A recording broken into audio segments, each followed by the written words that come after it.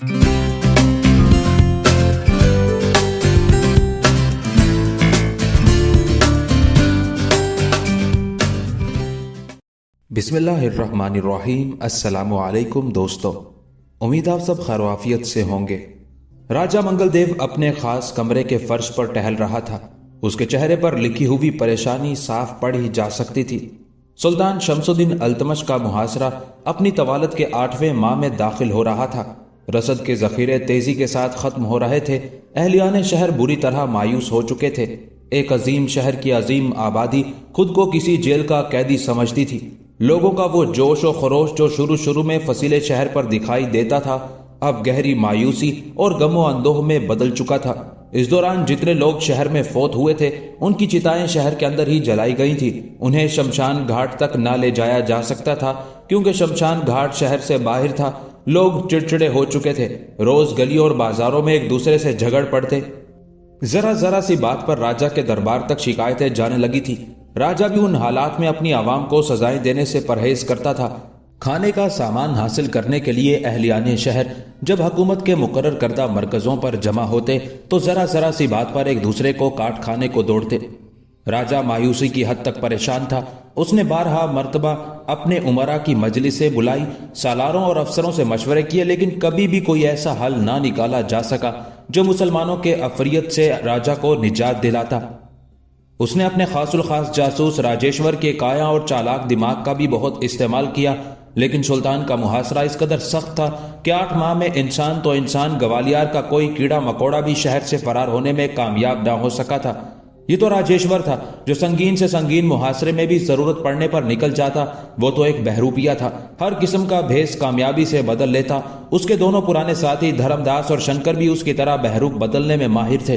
राजा मंगलदेव ने इस तरह की बेशुमार कोशिशें की, जिनमें जासूस मंसूबे, साजिशें या मुसलमानों से छुटकारा हासिल करने की बहुत सी जेर जमीन तरकीबें शामिल थी, लेकिन हर मर्तबा उसे नाकामी का सामना करना पड़ा।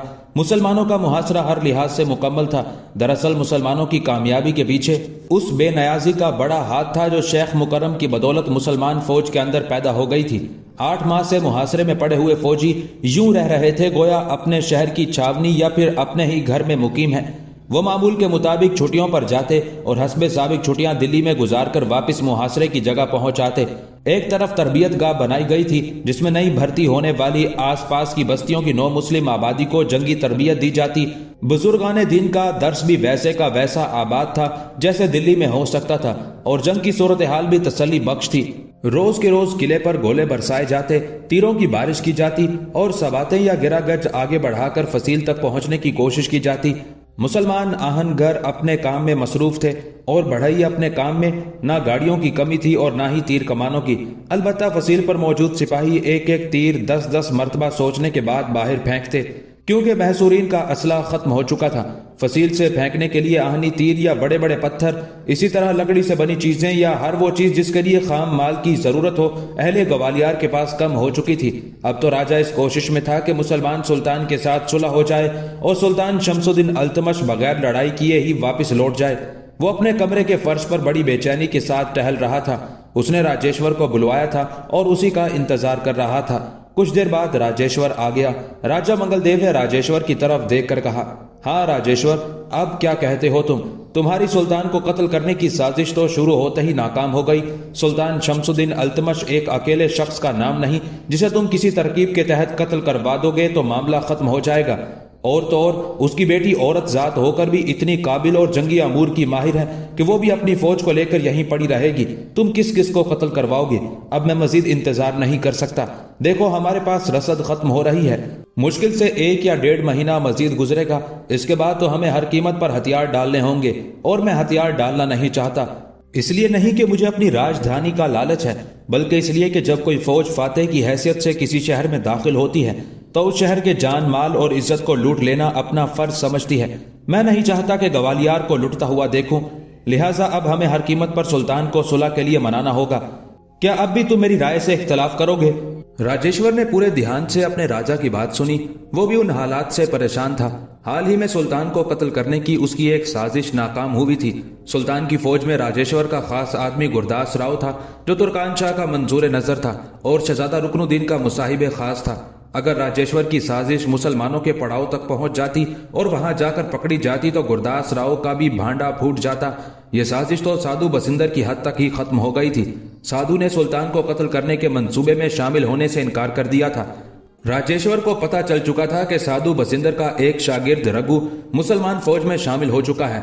रघु तो एक तरफ, उसे तो अशोक की भी सारी कहानी मालूम थी और जब उसे यह खबर मिली कि रघु ने तो इस्लाम कबूल कर लिया है लेकिन अशोक अभी तक हिंदू है और एक हिंदू की हैसियत से मुसलमान फौज में बतौर मुसलमान सिपाही मुलाजमत करता है, तो ये जानकर राजेश्वर को खुशी हुई और उसने साधु बसिंदर के जरिए रघु और रघु के जरिए अशोक को अपनी साजिश का हिस्सा बनाने की तरकीब सोची। लेकिन साधु बसिंदर ने ही इनकार कर दिया तो ये सारी साजिश पहले ही कदम पर नाकाम हो गई और अब राजेश्वर किसी और तरीके से अपनी साजिश को पूरा करना चाहता था। वो समझता था कि अगर सुल्तान को कत्ल करवा दिया जाए तो इस तवील मुहासरे को तोड़ा जा सकता है। लेकिन राजा मंगल देव की राय मुख्तलिफ थी। उसका ख्याल था कि सुल्तान ना रहा तो उसकी बेटी या कोई बेटा या लश्कर का कोई सालार भी कामयाबी से ये मुहासरा जारी रखेगा। राजा मंगल देव जान गया था कि मुसलमान फौज में मौजूद रूहानी पेशवा शेख मुकर्रम के होते हुए फौज के भरोसे को नहीं तोड़ा जा सकता। राजेश्वर कुछ देर तक खामोश खड़ा रहा और फिर गोया हुआ, राजा जी, आप मुझे एक मौका और दीजिए। अब मैं आपकी ख्वाहिश के मुताबिक मुसलमानों के रूहानी पेशवा शेख मुकर्रम के कत्ल का मंसूबा बनाता हूँ। नहीं, तुम्हारे दिमाग को क्या हो गया है? तुम जैसा आदमी बेवकूफी की बात करेगा मैं सोच भी नहीं सकता था। तुम मुसलमानों के शेख को मारोगे तो उनके हर सिपाही के दिल में इंतकाम की आग भड़क उठेगी और वो हमारे शहर की ईंट से ईंट बजा देंगे। अब सुलह की बातचीत के सिवा कोई चारा नहीं। हमें कोशिश करनी चाहिए कि ये सुलह जल्द से जल्द हो ताकि हमारी रियाया भूखों मरने से बच जाए। राजेश्वर राजा की बात सुनकर शर्मिंदा हुआ और खिफ्फत भरे लहजे में बोला, महाराज, सुलह की बात भी तो अब मुमकिन नहीं रही। क्यों? इसलिए कि अब मुसलमानों को यहाँ बैठे हुए 8 माह बीत चुके हैं। अब वो शहर में दाखिल हुए बगैर वापस जाने से तो रहे, वो सुलह करेंगे भी तो इस शर्त पर कि वो शहर में दाखिल होंगे और एक बार वो शहर में दाखिल हो गए तो फिर उन्हें लूट मार से कौन रोक सकता है। और अगर आप ये सोच रहे हैं कि वो शहर में दाखिल हुए बगैर बाहर से ही वापिस लौट जाएंगे तो ये एक नामुमकिन सी बात है। राजा बेहद परेशान हो गया। राजेश्वर सच कह रहा था। राजा ने फिर फर्श पर टहलना शुरू कर दिया। अब वो बड़बड़ा रहा था, गलती हो गई, बहुत गलती हो गई। हमें चाहिए था कि शूद्रों की तमाम बस्तियों को अपने काबू में रखते। उसके लिए चाहे हमें कोई सा भी इंतजाम या तरीका इंतजाम अपनाना पड़ता। अब हमने उन्हें खो दिया है। राजेश्वर राजा की बड़बड़ाहट सुन रहा था।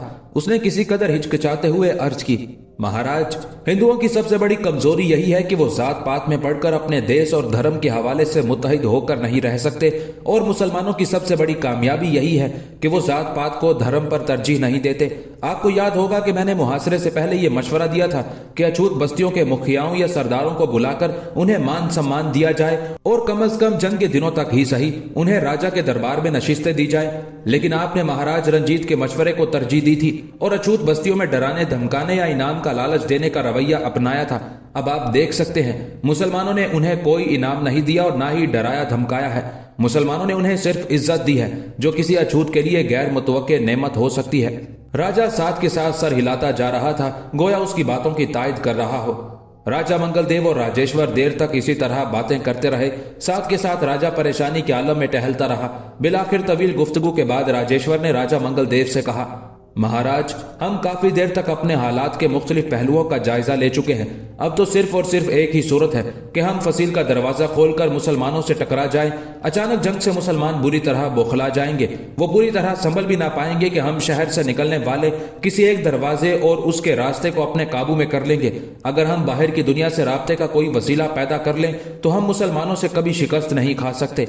हम कोशिश करेंगे कि फौरी तौर पर किसी एक सड़क पर कब्जा करके मोर्चे बना लें और वहां अपने बहादुर सूरमाओं को मुतय्यन कर दें।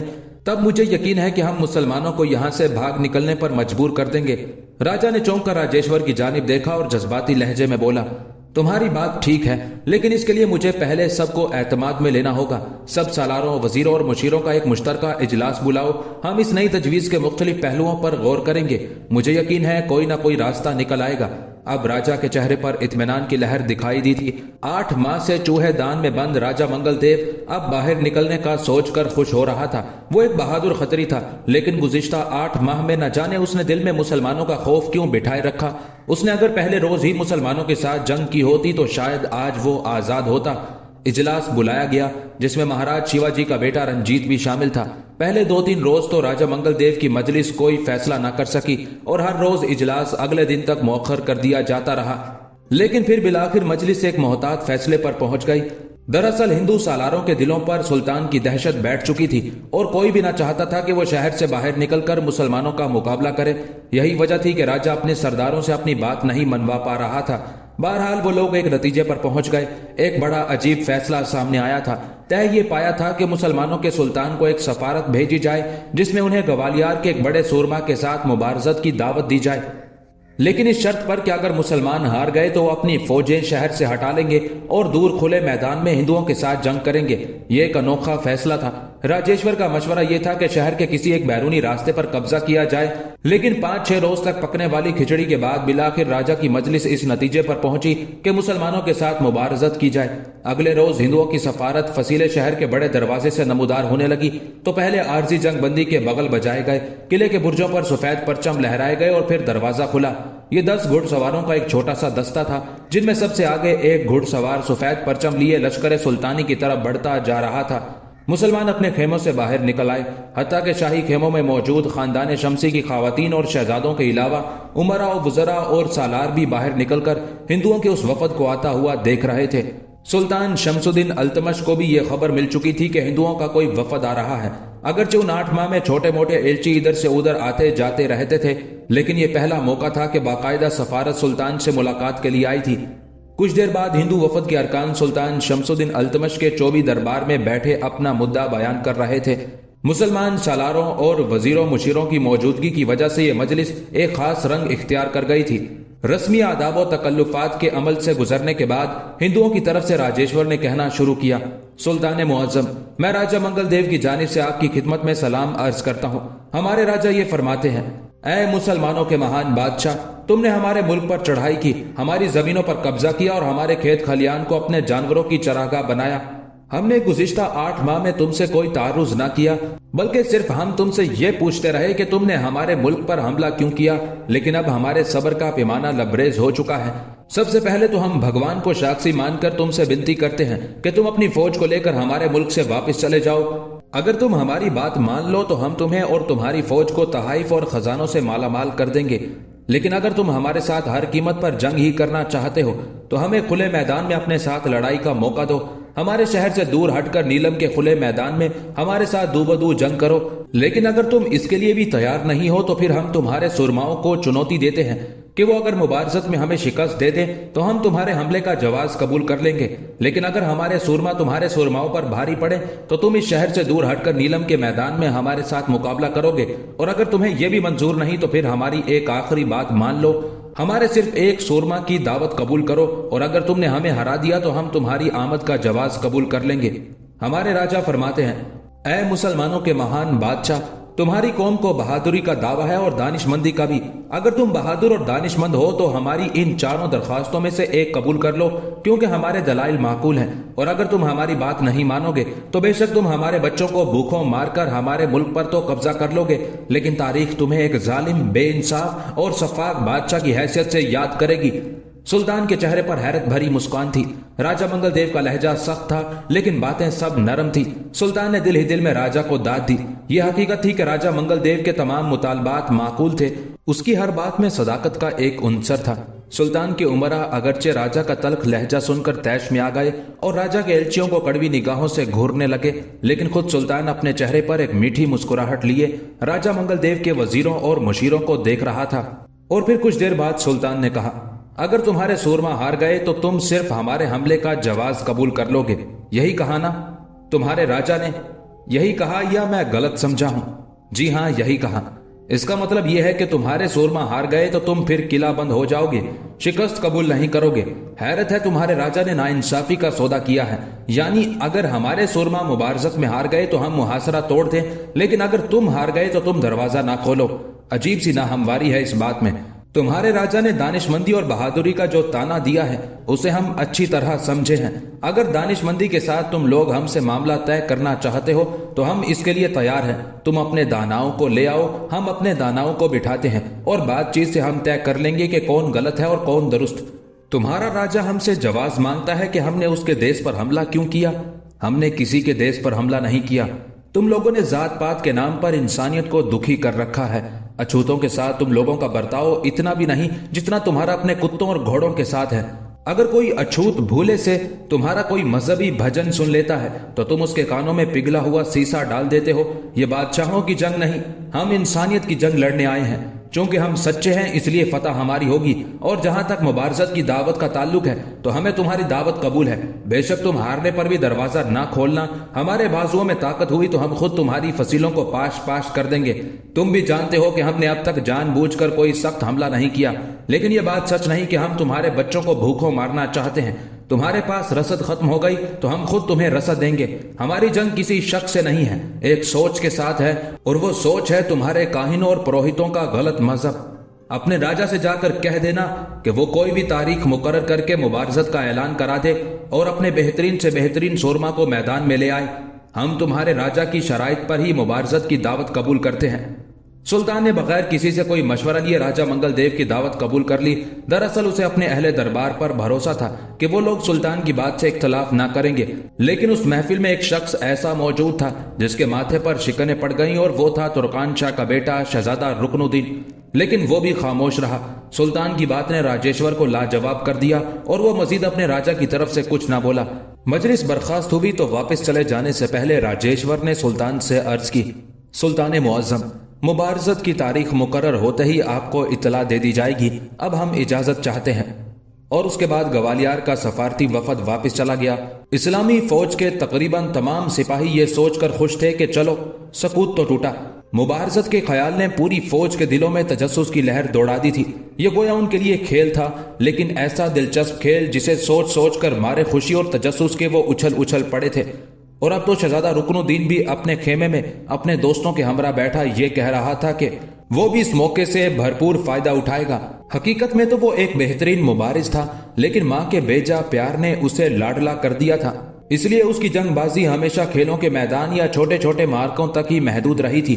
और अब उस बड़े मार्के में अगर वो साबित कर देता कि वो एक बेहतरीन जंगबाज है तो उसकी वली अहदी के आसार मजीद नुमाया हो जाते। उसने अपने एक दोस्त को यह कहकर कि अपनी माँ तुर्कान शाह की जानिब रवाना कर दिया कि वो अजीम जंग की अजीम मुबारजत में हिस्सा लेने वाला है, लिहाजा उसकी फतह के लिए दुआएं की जाएं। यही हालत रजिया की भी थी। वो चाहती थी कि उस मुबारजत में हिस्सा ले और ग्वालियर के सुरमाओं पर यह साबित कर दे कि वो लड़की होकर भी उन पर भारी है। लेकिन सुल्तान की निगाहें सब बड़े बड़े और शुजा सलारों से होती हुई बिलाखिर जमालुद्दीन याकूत हबशी पर जा ठहरती थी। उसका दिल कहता था कि जमालुद्दीन उस मुबारजत में किसी से नहीं हारेगा। लेकिन सबसे अजब कैफियत उन दोनों भाइयों की थी जो चंद माह पहले सुल्तानी फौज का हिस्सा बने थे। रघु ने तो इस्लाम कबूल करके खुद को सच्चे दिल से इस्लाम का शैदाई बना लिया था, लेकिन अक्खड़ दिमाग अशोक अभी तक मुसलमान ना हुआ था। उसका बचपन से ही यही अलमिया था कि वो मजहब और मजहबी पेशवाओं से नफरत करता था। एक बात अजीब थी, वो ईश्वर को मानता था, लेकिन ये नहीं मानता था कि ईश्वर ने जमीन के इंसानों में मजहबी या नस्ली तमीज की है। उस मुबारजत में वो तो सिरे से शरीक ही ना हो सकता था, क्योंकि ये बात तो पक्की थी कि सुल्तान उस मुबारजत में हिंदू सूरमाओं के मुकाबले में सिर्फ मुसलमान सूरमाओं को ही भेजेगा। रघु जो अब नईम था, ये सोच सोच कर मायूस हो रहा था कि वो अभी 9 उम्र है और उसकी तरबियत भी अभी मुकम्मल नहीं हुई। इसलिए वो जानता था कि रईसा सलमा की सिफारिश के बावजूद उसे मुबारजत के लिए नहीं लिया जाएगा। अलबत्ता सुल्तानी फौज के बाद शुजा सालार मुतमईन थे कि वही मुबारजत में हिस्सा लेंगे और हिंदू सुरमाओं को सबक सिखा देंगे। अलगरज पूरे लश्कर में खुशी, दिलचस्पी, शौक और बेपनाह तजस्सुस की एक लहर दौड़ गई। गोया सोए हुए लश्कर में बेदारी और जिंदगी का जोश बहने लगा। उधर अहले ग्वालियर ने यह खबर सुनी तो उनकी भी जान में जान आई। उन्हें भी ऐसा लगा कि अब भगवान कोई ना कोई चमत्कार दिखाएगा। वो मुतमईन थे कि बजरंग बली की कृपा उनके सुरमाओं के साथ है। बड़े बड़े मायानाज और माने हुए योद्धा जंगबाज जोक दर जोक राजा के महल में जमा होने लगे। गोया ग्वालियर शहर में भी जिंदगी की लहर दौड़ गई। हिंदुओं की उधेड़ उम्र औरतें मंदिरों में हनुमान की नजर, चढ़ावे और पूजा पाठ में मसरूफ हो गई। बड़े बूढ़े तजर्बाकार सालारों और बहादुर योद्धाओं की तलाश में मगन हुए। दोनों फरीकैन की अफवाज में सुरमाओं के चुनाव का मसला बेपनाह अहमियत इख्तियार कर गया। उसी मसले की वजह से राजा मंगल देव ने जल्दबाजी पर ताखीर को तरजीह दी और उसने 1 माह बाद की तारीख का ऐलान कर दिया। आने वाले पूरन माशी के रोज लश्कर इस्लाम और लश्कर ग्वालियर के माबैन मुबारजत की तारीख मुकर्रर हुई। दरअसल उस तारीख का ऐलान करने में सबसे बड़ा हाथ पंडितों और पुरोहितों का था, जिन्होंने शुभ घड़ी की तलाश में 1 महीना बाद की तारीख दी। अगले रोज मुसलमान सुल्तान को मुबारजत की तारीख से आगाह कर दिया गया और फिर आने वाले कई दिनों तक मुबारजत के असूलों कवानीन, योद्धाओं की तादाद, नताइज हासिल करने के तरीके और हथियारों के इस्तेमाल पर दोनों फौजों के दरमियान खूब तबादला ख्याल रहा और बिल इत्तेफाक राय ये तय पाया कि दोनों तरफ से 10-10 जंगबाज इस मुबारजत में शरीक होंगे, एक के मुकाबले में एक। जो जंगबाज अपनी शिकस्त तस्लीम कर लेगा मद्दे मुकाबिल उसे कत्ल नहीं करेगा, और अगर किसी तरफ के ज्यादा जंगबाज जीत जाएंगे तो उसे उस फरीक की फतह समझा जाएगा और मजीद मुकाबले नहीं होंगे। लेकिन अगर दोनों तरफ के जीतने वालों की तादाद बराबर होगी यानी 5-5, तो मुबारजत का दूसरा मरहला शुरू होगा और दूसरे मरहले का फैसला भी इसी तरीके से किया जाएगा। यानी अगर किसी फरीक के 3 जंगबाज फतह पाएंगे तो फतह उसी फरीक की समझी जाएगी। इस्तेमाल किए जाने वाले हथियारों में तीर के अलावा बाकी सब हथियार इस्तेमाल करने की इजाजत थी। और एक आखिरी मामला यह तय पाया कि अगर मुबारजत के दौरान किसी एक फरीक का कोई सिपाही किसी को फौरी मुबारजत के लिए ललकारेगा तो उसकी दावत रद्द नहीं की जाएगी। राजा मंगल देव ने सुल्तान से मनवा लिया कि मुबारजत के रोज सुल्तान का लश्कर मामूल का तारुज नहीं करेगा और सदर दरवाजे से राजा की सवारी और मुहाफिज दस्तों को शहर से बाहर आने की इजाजत दी जाएगी। मुसलमान फौज सदर दरवाजे के सामने से हट जाएगी ताकि राजा अपनी फौज के साथ सदर दरवाजे से बाहर आकर मुबारजत का तमाशा कर सके। ये सब कुछ तय होने के बावजूद राजा मंगल देव डर रहा था। उसे खौफ था कि कहीं मुसलमान चालाकी से हमला करके सदर दरवाजे पर कब्जा ही ना कर लें। यही सोचकर उसने मजीद इंतजामात किए और रंजीत के 4000 सिपाहियों को सदर दरवाजे के बुर्जों पर इस तरह मुतय्यन करने का फैसला किया कि उनके तीरों की जद से कोई एक मुसलमान सिपाही भी बाहर ना हो। दोनों फौजों के दरमियान तेजी से तैयारियां होने लगी। मुबारजत की यह खबर जंगल की आग की तरह दूर दराज के शहरों तक फैल गई और दूर दराज के लोग पूरनमाशी की तारीख से पहले ही यह अजीब जंग देखने के लिए चल पड़े। दिन गोया पर लगाकर उड़ने लगे और वक्त गुजरने का पता ही ना चला। देव महाकाल के मंदिर में भी आजकल हर एक जबान पर इसी मुबारजत का जिक्र था। रूपा तो कई मर्तबा ग्वालियर जाने की भी जिद कर चुकी थी। वो काफी तेज और चालाक थी और सुमित्रा की बचपन की सहेली होने के बावजूद सुमित्रा से यकसर मुख्तलिफ जहन की मालिक थी। रूपा ने जिद की लेकिन उसे इजाजत ना मिली, बल्कि किसी को भी ग्वालियर जाने की इजाजत ना मिल सकी। महाराज का कहना था कि ग्वालियर शहर के बाहर मुसलमानों का मुहासरा है, लिहाजा देव महाकाल का कोई फर्द ये मुबारजत देखने के लिए नहीं जा सकता। आखिर वो दिन आ गया। दोनों तरफ की फौजों में अलग सुबह ही बगल बजने लगे। वो एक तरह की खलबली थी जो पूरे माहौल में वाज़े तौर पर देखी जा सकती थी। अभी अंधेरा पूरी तरह ना छटा था कि फसीले शहर पर लोगों के ठट लग गए। चीखों पुकार और नारे तलुए आफ्ताब के साथ ही शुरू हो गए। दूर दराज से आए मुसलमान बाएं तरफ के खाली मैदान में खड़े तकबीर के नारे बुलंद कर रहे थे। आज दिन चढ़े गुज़िश्ता 9 माह में पहली मर्तबा शहर का दरवाजा खुलने वाला था। हर तरफ सनसनी का आलम था। अशोक को 1000 कोशिशों के बावजूद 10 मुसलमान जंगबाजों में शामिल होने का मौका न मिल सका था। हालांकि उसने महीना भर होने वाली इंतखाबी मशकों में अपनी अहलियत साबित कर दिखाई थी, लेकिन एक हिंदू होने की वजह से मुसलमान उलमा ने उसकी मुखालफत की और वो बेहतरीन जंगबाजों में शामिल ना हो सका। नईम तो अभी बहुत कम तजर्बा रखता था। सुल्तान ने किसी भी खतरे के पेश नजर अपनी फौज को मुस्तैद रहने का हुक्म दिया था और इस तरह राजा मंगल देव ने भी किसी भी तरह के धोखे से बचने के लिए अपनी सारी तवज्जो मुसलमान फौज पर मरकूज कर रखी थी। अब किसी भी वक्त ग्वालियर शहर का सदर दरवाजा खुलने वाला था। लश्कर सुल्तानी में हर एक के चेहरे पर जोशो जज्बा ठाठे मारता दिखाई देता था। मुबारजत के लिए सदर दरवाजे के ऐन सामने वो वसी मैदान चुना गया था जिसकी दूसरी तरफ शाही खेमे थे। लकड़ी से बने शाही खेमों के तवील सिलसिले के आगे मुहाफिज सिपाहियों की कतारें खड़ी थी और मैदान में दाएं तरफ सुल्तान शमसुद्दीन अल्तमश अपने खास दस्ते के जिलों में घोड़े की पीठ पर सवार अपने मुसाहिबीन के साथ बातें कर रहा था। हैरत की बात यह थी कि शहजादी रज़िया अपनी सहेलियों समेत अभी तक बाहर न आई थी। हालांकि मुकाबले शुरू होने में बहुत ही कम वक्त था, क्योंकि जो ही सदर दरवाजा खुलता तो गालबन चंद ही लम्हों बाद मुकाबले शुरू हो जाते। राजेश्वर की चाल कामयाब रही थी। गुज़िश्ता 9 माह में उसने अपने मकार जहन से जितने मंसूबे बनाए थे सब नाकाम हुए थे, लेकिन उसका यह आखिरी मंसूबा नाकाम ना हुआ था। वो अपने मकसद में पूरी तरह कामयाब रहा था। मुबारजत देखने के शौक में शहर की पिछली सम्त में मौजूद मुसलमान अपनी जगह छोड़कर सामने की तरफ आ निकले थे। राजेश्वर का यही मकसद था। इन मुकाबलों को इतनी हवा देने और पुरतजस्सुस बनाने के पीछे उसका मक्कार जहन काम कर रहा था। सारा शहर सामने की तरफ इकट्ठा था, जबकि फसीले शहर की अकबी जानिब एक शहरी भी मौजूद न था। लेकिन फसील की हिफाजत करने वाले सिपाही सब के सब मौजूद थे और यही राजा मंगलदेव की मुस्तैदी थी। राजेश्वर शहर के अकबी दरवाजे के करीब खड़ा अपने मंसूबे को आखिरी शक्ल दे रहा था। जो ही शहर के सामने मुकाबलों का आगाज होता, राजेश्वर को अकबी दरवाजा खोलकर बाहर निकलना था और मालवा की तरफ जाने वाली सड़क पर न सिर्फ कब्जा करना था बल्कि फौरी तौर पर मोर्चाबंदी भी करनी थी। अहले ग्वालियर के पास यह आखिरी मौका था। अगर उनकी ये चाल कामयाब हो जाती तो फिर मुसलमानों के लिए उनकी मोर्चाबंदी को तोड़ना मुश्किल हो जाता, क्योंकि मालवा के साथ राब्ते की यही सड़क ही अब उनको खौफनाक मौत से बचा सकती थी। राजेश्वर दरवाजे से हटकर फसीले शहर के जीने तय करता हुआ फसील पर चढ़ाया। अब वो बाहर की तरफ देख रहा था। दूर दूर तक कोई सिपाही मौजूद नहीं था। सामने मुसलमानों के खेमे थे और उनमें इक्का दुक्का मजदूर लोग अपने कामों में मशगूल थे। सुल्तान के सिपाहियों के वहमो गुमान में भी नहीं था कि राजा यूं अहद शिकनी करेगा और पीछे की तरफ से हमला कर देगा।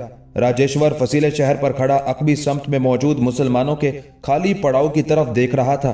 उसे चारों तरफ सन्नाटा नजर आया। अलबत्ता दूर मुकाबलों के मैदान में लगाए जाने वाले नारों का शोर शहर के अकबी हिस्से में भी बराबर सुनाई दे रहा था। राजेश्वर जेरे लब मुस्कुरा दिया। वो मुतमईन था, लेकिन उसे सड़क पर कब्जा करने के लिए अपने दस्तों को लेकर अभी ना निकलना था, बल्कि मंसूबे के मुताबिक आखिरी मुकाबलों के दौरान जब हर किसी की तवज्जो मुबारजत के मैदान में होगी, राजेश्वर अपने लश्कर को लेकर बाहर निकलेगा।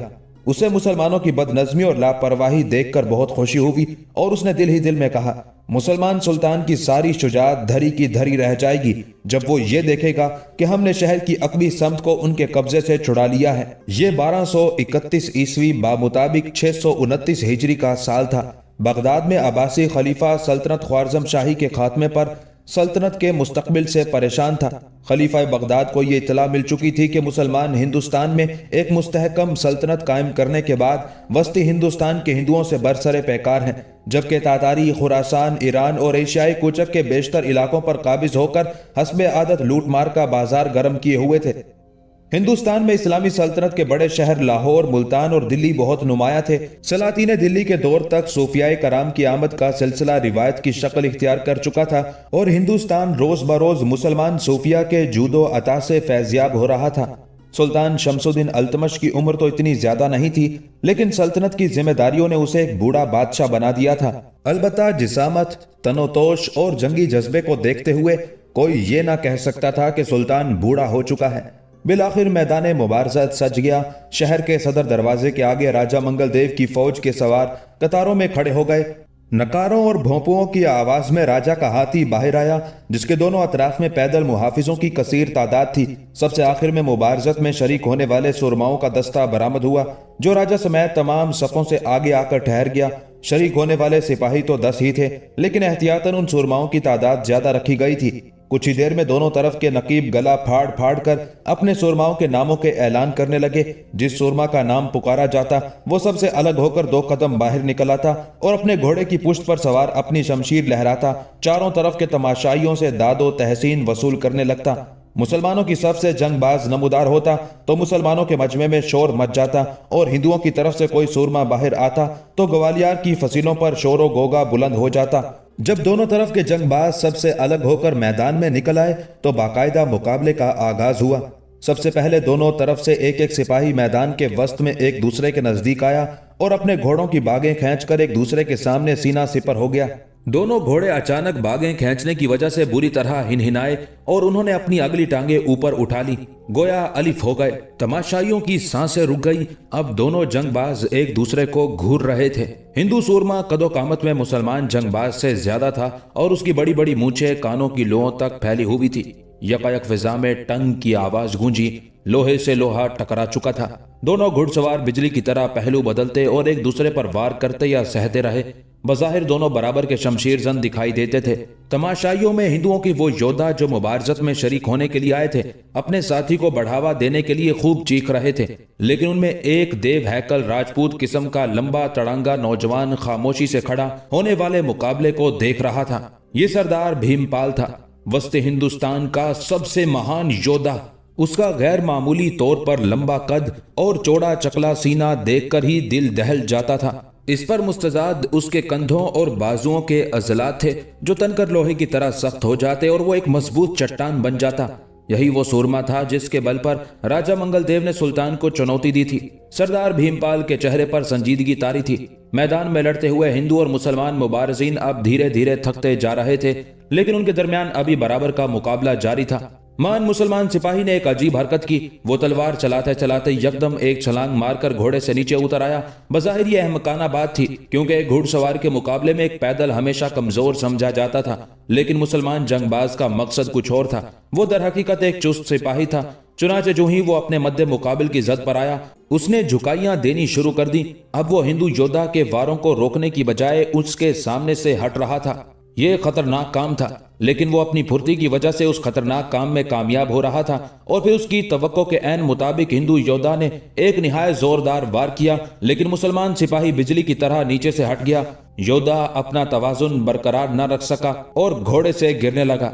और ठीक उस वक्त जब वो खुद को संभालने की कोशिश कर रहा था, मुसलमान सिपाही अपनी जगह पर उछला और जमीन से तकरीबन 3 कद बुलंद होकर अपनी तलवार इतनी जोर से घुमाई कि घोड़े पर सवार हिंदू योद्धा का सर उसके तन से अलग होकर दूर जा गिरा। मजबाए कान फाड़ देने वाले शोर से गूंज उठा। फसील पर मौजूद हिंदुओं की सिसकियां एक साथ बुलंद हुई और राजा मंगल देव का दिल जोर जोर से धड़कने लगा।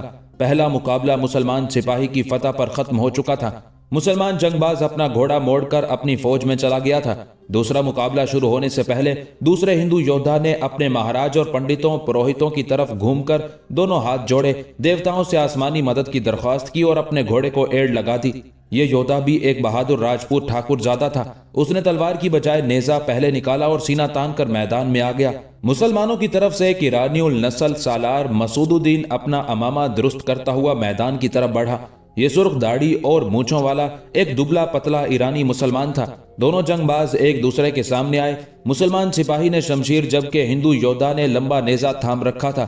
दोनों करीब आए और खूनख्वार जंग शुरू हो गई। राजेश्वर तक पल पल की खबर पहुंच रही थी। शहर की फसील पर मौजूद सिपाहियों की एक कतार आंखों देखे हाल को कानों कान राजेश्वर तक पहुंचा रही थी। हिंदू योद्धा के कत्ल का सुनकर राजेश्वर ने गुस्से से अपने जबड़े भींच लिए। फिजा में मौजूद खामोशी का सोचकर उसे अंदाजा हुआ कि दूसरा मुकाबला अरूज पर है। दूसरा मुकाबला वाकईतन अरूज पर था। हिंदू ठाकुरजादे का नेजा टूटकर गिर चुका था और अब उसके हाथ में भारी तलवार चमक रही थी।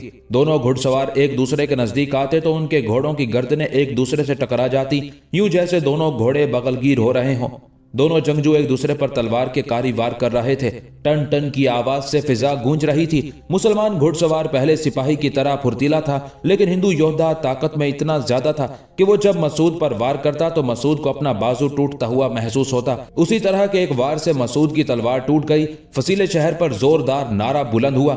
महाराज के चेहरे पर पहली बार मुस्कुराहट नजर आई, लेकिन हिंदू ये ना जानते थे कि शमसी फौज के सारे सिपाही अपने साथ 2 तलवारें रखने के आदी थे। जो ही मसूद की तलवार टूटी, उसने एक लम्हे की देर किए बगैर दूसरी तलवार खींच ली।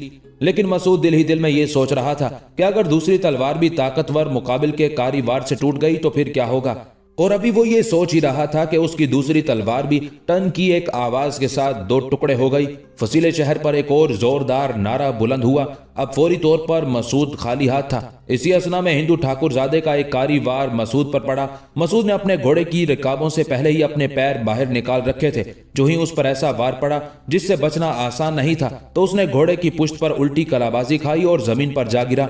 लेकिन अहले नजारा के लिए अगला मंजर बहुत ही दिलदोज था। मसूद तो हट गया, लेकिन ठाकुरजादे की भारी तलवार पूरी कुव्वत से घोड़े की पुश्त के ऐन दरमियान में पड़ी और अरबी नस्ल का मुश्की घोड़ा हिनहिनाता इतराता खड़े खड़े 2 टुकड़ों में तकसीम हो गया। मुसलमान तो मुसलमान, हिंदू तमाशाइयों के हलक से भी ये मंजर देखकर एक दिलदोज चीख निकल गई। दोनों फरीकैन एक जानवर के मरने पर जिस कदर गमजदा हुए थे, अपने जैसे इंसानों के मरने पर उतने ही खुश होते थे।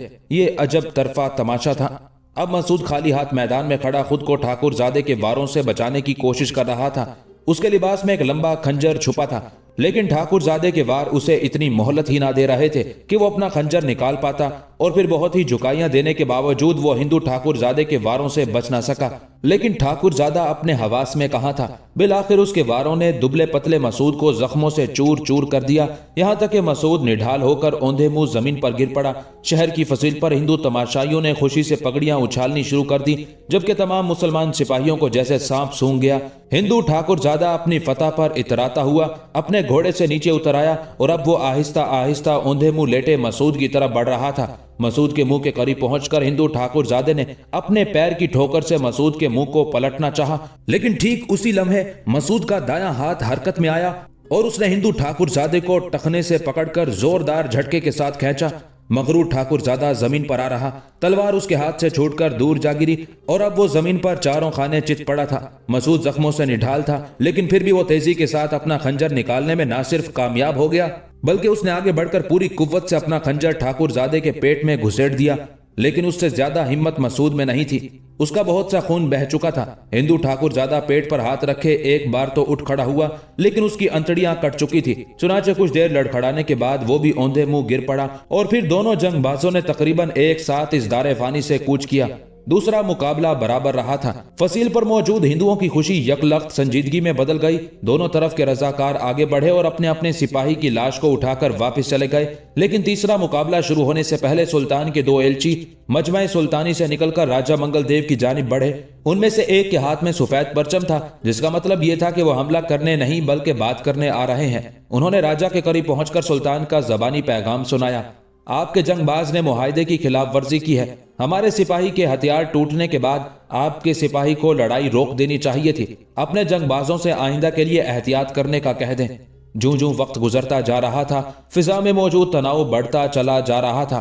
यहाँ कोई आम खेल तमाशा नहीं हो रहा था, बल्कि इस खेल में फरीकैन की जानें जाया हो रही थी। इसलिए सुल्तान ने राजा मंगल देव की जानिब पेशगी शिकायत भेज दी। अब तीसरा मुकाबला शुरू हुआ। दोनों सालार आमने सामने हुए तो मुसलमान सिपाही ने हिंदू योद्धा को मुखातिब किया। नौजवान, ये तो तुम्हें यकीन होगा कि तुम यहां से जिंदा वापस नहीं जाओगे, लेकिन मैंने अपने बुजुर्गों से सुना है कि किसी इंसान के साथ जंग करने से पहले उसे इस्लाम की दावत देनी चाहिए। चुनाचे मैं अपने बड़ों का कहा पूरा करता हूं और तुम्हें इंसाफ और सलामती के इस निजाम को कबूल करने की दावत देता हूं। अगर तुम इस्लाम कबूल कर लो तो फिर तुम मेरे भाई हो, मैं तुम्हारे साथ जंग नहीं करूंगा। मुसलमान की बात सुनकर हिंदू योद्धा की कनपटियां तपतपा उठी। मजमा सांसें रोके लड़ाई शुरू होने का मंजर देख रहा था।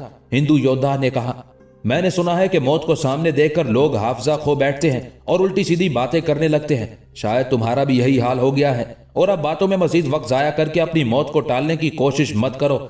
इतना कहते ही हिंदू योद्धा ने अपने घोड़े को एड़ लगाई और मुसलमान जंगबाज के साथ टकरा गया। एक तूफानी जंग शुरू हो गई। मुसलमान जंगबाज हिंदू योद्धा के हर वार को अपनी तलवार पर रोक रहा था। वार करने वाले के वारों में इतनी तेजी थी कि एक हरकत से दूसरी हरकत पलक झपकने की देर में बदल जाती। लेकिन हैरत का मकाम था कि मुसलमान जंगबाज उससे भी ज्यादा तेजी के साथ उसका हर वार रोक लेता। वो शायद योद्धा को थका रहा था। मैदान जंग के सबसे नजदीक खड़े जंगबाजों और योद्धाओं ने अपने अपने साथी को चीख चीख कर दाद देनी शुरू कर दी। मुसलमान जंगबाज वार रोकते रोकते और योद्धा वार करते करते एक ऐसे मकाम पर पहुंच गए जहां दोनों की तलवारें दस्तों के करीब से एक दूसरे के साथ टकराकर रुक गई। अब तलवार पर तलवार का जोर पड़ रहा था। दोनों घोड़े एक दूसरे के साथ लगकर खड़े थे और दोनों तलवारें एक दूसरे से गले मिल रही थी, लेकिन दोनों इंसान एक दूसरे को परे धकेल रहे थे। ये जोर का मुकाबला था। दोनों तरफ के तमाशाइयों के मजमे में फलक शिगाफ नारे बुलंद होने लगे। ऐसा लगता था जैसे घड़ी की सुइयां किसी खास मकाम पर अटक गई हों। जोर लगाने की वजह से दोनों के चेहरे लाल पड़ गए। उनके बाजुओं के अजलात तनकर लकड़ी की तरह सख्त हो चुके थे और दोनों एक दूसरे को मुखालिफ समत में धक्का दे रहे थे। जोर के उस मुकाबले ने तूल पकड़ा तो ग्वालियर के गिरदो नवाह की पूरी फिजा जज्बाती नारों और चीखों पुकार से गूंज उठी। मान मुसलमान जंगबाज को महसूस हुआ कि अगर चंद लम्हे मजीद वो इसी तरह जोर लगाता रहा तो उसकी कनपटियां फट जाएंगी। लेकिन ठीक उसी वक्त हिंदू योद्धा का जोर टूटने लगा। जो ही जंगबाज को उस बात का एहसास हुआ, उसने अपनी सारी कुव्वतें मुज्तमा करके एक ताकतवर झटके से योद्धा को धक्का दिया और जोर का मुकाबला जीत लिया। योद्धा तलवार समेत उल्टी तरफ गिरने लगा तो उसने खुद को बचाने के लिए अपनी सारी तवज्जो अपने जिस्म के तवाजुन पर मबजूल कर दी। उस लम्हे से फायदा उठाते हुए मुसलमान जंगबाज ने वार किया। उसकी तलवार नीम दायरे में घूमी और हिंदू योद्धा को दरमियान से काटती हुई चली गई। अब उसकी दोनों टांगे और कुल्हा तो घोड़े पर थे, लेकिन बाकी सारा धड़ जमीन पर पड़ा बुरी तरह तड़प रहा था। नईम और अशोक शमसुद्दीन अल्तमश की फौज में बाकी सिपाहियों के हमरा खड़े उस दिल दहला देने वाली मुबारजत को देख रहे थे। अशोक की आंखों में तो दिलचस्पी और शौक दिखाई देता था, लेकिन नईम गमज़दा था। उसने एक साधु के साथ तरबियत पाई थी। वो इंसान को कत्ल होता हुआ देखकर ही दिल में अफसुर्दा हो रहा था। अशोक ने नईम की हालत देखी तो हंसते हुए कहा, क्यों, क्या हुआ? ऐ मेरे मुसलमान भाई, तुम्हारे मजहब में तो जंगो जिदाल जायज है, फिर तुम हिंदुओं को कत्ल होता हुआ देखकर खुश क्यों नहीं हो रहे? नईम ने अशोक का तंज पूरी तरह महसूस किया, लेकिन उसने मुंह से कुछ ना कहा, बल्कि मुंह बिसोरते हुए बात बदलने की कोशिश की। नहीं, ये वजह नहीं, दरअसल मैं एक और वजह से परेशान हूं। तुम देख रहे हो शाही खेमों के सामने खड़े तमाशाइयों की तरफ शहजादी रजिया और उनकी सहेलियां कहीं भी दिखाई नहीं देती। यही सोचकर मैं परेशान हूं कि आखिर वो बहादुर खवातीन कहां हैं। नईम की बात पर अशोक ने भी तमाशाइयों की कतारों में अपनी मुतलाशी निगाहें दौड़ाई। सचमुच शहजादी रजिया और उसकी सहेलियां कहीं ना दिखाई देती थी। हालांकि सिपाही लड़कियों का पूरा एक दस्ता था, लेकिन हैरत की बात थी कि आज वो उस अजीम मौके पर गायब थी। अशोक ने किसी ख्याल के तहत सुल्तान की तरफ निगाहें दौड़ाई। सुल्तान अपने दस्ते के दरमियान मौजूद था और बाकी तमाम हालात मामूल के मुताबिक थे। अशोक भी किसी गहरी सोच में पड़ गया। उसी असना में अशोक की नजर एक शख्स पर पड़ी कि अशोक अपनी जगह पर बुरी तरह से उछला। हाँ, उसने रंजीत को देख लिया था। राम राम करके राजेश्वर के इंतजार की घड़ियां खत्म हुई। बिलाखिर उस तक वो इत्तला पहुंच आई थी जिसके इंतजार में वो सुबह से खड़ा था। उसे ये खबर मिल चुकी थी कि रंजीत ने साजिश के मुताबिक मुकाबलों के दौरान ही शहजादा रुकनुद्दीन को मुबारजत के लिए ललकार दिया था। राजेश्वर का यह मंसूबा था कि महाराज शिवाजी का बेटा और नामवर योद्धा रंजीत सुल्तान के नामवर बेटे शहजादा रुकनुद्दीन फैरोज शाह को ललकारेगा। तो यही वो वक्त होगा जब राजेश्वर फसील के पीछे छुपे अपने दस्तों को लेकर शहर से बाहर निकल जाएगा। साजिश में इस तरह का मंसूबा बनाने की सबसे बड़ी वजह यह थी कि वो शहजादों और महान योद्धाओं के माबैन होने वाली मुबारजत सुल्तान समेत पूरी मुसलमान फौज के लिए एक मबहूत कर देने वाली दिलचस्पी थी। उस नाजुक वक्त में अगर राजेश्वर अपने दस्तों को लेकर निकले तो उसे रोकने के लिए कोई मुसलमान सिपाही फारिग नहीं होगा। ये एक ज़हानत से बनाया गया मंसूबा था। जब राजेश्वर के पास इत्तला पहुंची कि रंजीत ने अचानक मैदान में निकलकर और बाकी लड़ाइयों को रुकवाकर सुल्तान के वली अहद बेटे रुकनुद्दीन फैरोज शाह को मुबारजत की दावत दे दी है, तो ठीक उसी वक्त राजेश्वर ने सिपाहियों को अकबी आहनी दरवाजा खोलने का हुक्म दे दिया। उसके जंगजू दस्ते पहले से मुस्तैद थे। जो ही किले का अकबी दरवाजा खुला, सवार सिपाहियों का एक रेला आंधी और तूफान की तरह बाहर आया और मुसलमानों के खेमों की तरफ बढ़ता चला गया। उन्हें सबसे पहले मुसलमानों के खेमों, मोर्चों, हथियारों, घोड़ों और दीगर सामान पर कब्जा करना था। जब यह कब्जा मुकम्मल हो जाता तो राजेश्वर के सिपाही अकबी समत में फैल जाते और ग्वालियर का किला राजा मंगल देव की फौज को बेधड़क उगलने लगता, यहां तक कि वो शहर की एक समत पर अपना कब्जा मुकम्मल करके मालवा की तरफ जाने वाली सड़क खोल देते। राजेश्वर के इब्तदाई दस्ते आंधी और तूफान की तरह मुसलमानों के खामोश पड़ाव की तरफ धूल उड़ाते चले जा रहे थे और मुसलमान राजा की उस बेईमानी से बेखबर थे। ये खतरनाक साजिश थी, गोया अब सुल्तान की 9 माह की मेहनत खाक में मिलने वाली थी। राजा की फौज अगर शहर की अकबी समत पर कब्जा कर लेती तो सुल्तान के लिए ग्वालियर को फतह करना नामुमकिनात में से हो जाता। सुल्तान की सारी फौज उस अचानक पैदा हो जाने वाली सूरत हाल की वजह से मैदान मुबारजत में मसरूफ थी, जो सूरत हाल रंजीत के ललकारने से पैदा हो गई थी। शहजादा रुकनुद्दीन कबलजी खुद मुबारजीन में शरीक नहीं था और ऐसा शहजादे ने किसी बुजदिली की वजह से नहीं किया था, बल्कि वो मुकाबलों के दौरान राजा मंगल देव को मुबारजत के लिए ललकार कर ग्वालियर की पूरी फतह का सहरा अपने सर बांधने के ख्वाब देख रहा था। यह रुकनुद्दीन की अपनी सोच थी। उसे उस वक्त हैरत का झटका लगा जब एक नौजवान महाराज रंजीत बिन शिवाजी ने अज खुद रुकनुद्दीन का नाम लेकर ललकारने में पहल कर दी थी। शहजादा उस इत्तेफाक पर बुरी तरह बौखला कर रह गया। वो तो ये सोच रहा था कि वो 5 मुकाबलों के बाद आगे बढ़कर बाकी मुकाबले रोक देने का मुतालबा करेगा और बराह रास्त राजा मंगल देव को मुबारजत के लिए ललकारेगा। यह कायदा तो पहले रोज तय कर लिया गया था कि जब एक तरफ का कोई मुबारिज दूसरी तरफ से किसी को ललकारेगा तो उसकी ललकार का जवाब दिया जाएगा या शिकस्त कबूल की जाएगी। यही वजह थी कि रुकनुद्दीन उस मुकाबले से इनकार न कर सका। सुल्तान ने शहजादे को अपने पास बुलाया और बड़े प्यार से हिम्मत बंधाते हुए कहा, रुकनुद्दीन, ये नौजवान तुम्हारे सामने नहीं ठहर सकेगा। तुम बहादुर भी हो और तजर्बेकार भी। इसे अपनी खुशकिस्मती समझो कि तुम्हें महाराज ने दावत मुबारजत दी। इसकी शिकस्त पूरी हिंदू कौम की शिकस्त है। रुकनुद्दीन पहले ही फैसला कर चुका था कि वो रंजीत के साथ लड़ेगा। बाप की तरफ से हौसला मिलने पर उसका सीना तन गया। वो अपने घोड़े को एड़ लगाकर आगे बढ़ना ही चाहता था कि एक अजीब वाकया पेश आया। मुसलमानों की फौज में से एक अजनबी नौजवान मुश्की घोड़े पर सवार नारा लगाता हुआ आगे बढ़ा और शहजादा रुकनुद्दीन को मुखातिब करके कहने लगा, शहजादा हुजूर, ठहरिए। आपकी दावत कबूल करने से पहले मैं रंजीत को दावत मुबारजत देता हूं और इसका मुझे हक है, क्योंकि मेरा बहुत सा हिसाब इस पर बाकी है। आपको रुकना होगा। मैं सुल्तान मुअज्जम से खुद दरख्वास्त करता हूं। यह अशोक था। जो अब कई माह से इस्लामी फौज के उस हिस्से का सिपाही था जो हिंदुओं पर मुश्तमिल था। सलातीन दिल्ली के लश्कर में हमेशा हिंदू दस्ते होते थे। उनके इंसानी हकूक को मुसलमान फौजियों ने कभी पामाल न किया था, बल्कि बाज हवालों से उनके हकूक बढ़ जाते थे। खसूसन माले गनीमत में मुसलमानों की तरह बराबर के शरीक होने के बावजूद वो हर महीने तनख्वाह लेते थे, जबकि मुसलमान फौज का सिर्फ वो हिस्सा तनख्वाहदार था जो हमा वक्त मुसल्ला रहता था। जंग के दिनों में बुलाई जाने वाली फौज का एक बड़ा हिस्सा अमन के दिनों में तनख्वाह नहीं लेता था। अशोक इस्लामी तालीमात से तो बहुत मुतासिर हुआ था, लेकिन मुसलमानों को देखकर बाज शकूक व शुबहात उसके जहन में सवाल बनकर उठते थे। कभी कभी तो नईम के साथ उसकी बहस हो जाती। दरअसल जब तक उसकी पूरी तसल्ली ना हो जाती वो इस्लाम कबूल करने वाला नहीं था। अशोक ने रंजीत को देखा तो उसके तन बदन में बिजली की लहर दौड़ गई। उसने आने वाहिद में फैसला किया कि वो रंजीत से मुबारजत खेलेगा और अभी खेलेगा। अपने इंतकाम की आग को ठंडा करने का यही एक तरीका था। उसने नईम को सिर्फ इतना बताया, रघु, माता पिता और हमारी नन्ही बहनों के कत्ल का बदला लेने का वक्त आ गया है। और उसके साथ ही उसने अपने घोड़े को एड़ लगाकर आगे बढ़ा दिया था। उसने शहजादा रुकनुद्दीन के साथ साफ साफ बात की तो शहजादे के माथे पर बल पड़ गए। वो गुमगू का शिकार हो गया कि उस मौके पर क्या करे। दिल से तो वो भी नहीं चाहता था कि वो रंजीत के साथ लड़े। वो तो राजा मंगल देव को ललकारना चाहता था। उस गुमगू के आलम में उसने सुल्तान की तरफ देखा। सुल्तान ने सर के इशारे से अशोक को अपने पास बुलाया और उससे सवाल किया, अब कहो क्या कहना है तुम्हें। यूं लगता था जैसे सुल्तान गुज़िश्ता 5 माह में अशोक का चेहरा शनास हो चुका था। चुनाचे सुल्तान ने यह ना पूछा कि तुम कौन हो, बल्कि यह दरियाफ्त किया कि तुम क्या चाहते हो। अशोक ने निहायत अदब से जवाब दिया, सुल्तान मुअज़्ज़म, मेरा मुकदमा यह है, ये नौजवान जो शहजादा रुकनुद्दीन को ललकार रहा है मेरा मुजरिम है। इसने मेरी 2 नन्ही बहनों और मेरे माता पिता को सरेआम सूली पर लटकाकर अपने हाथों से हलाक किया है। यह देव महाकाल के महापुरोहित महाराज शिवाजी का इकलौता बेटा रंजीत है। आज अगर ये मेरा हिसाब किताब चुकाए बगैर शहजादा रुकनुद्दीन के हाथों कत्ल हो गया तो मेरा हिसाब कौन चुकाएगा। सुल्तान निहायत हमदर्दी और तवज्जो से अशोक की बात सुन रहा था। उसने अपनी फहीम आंखों को अशोक पर टिकाते हुए कहा, लेकिन मुबारजत के कवायद इस बात की इजाजत नहीं देते कि दुश्मन ललकारे किसी को और लड़ने के लिए कोई और आगे बढ़े। इस तरह तो ये हो जाएगा कि दुश्मन मुझे ललकारेगा और मेरी पूरी फौज मुबारजत के लिए तैयार हो जाएगी।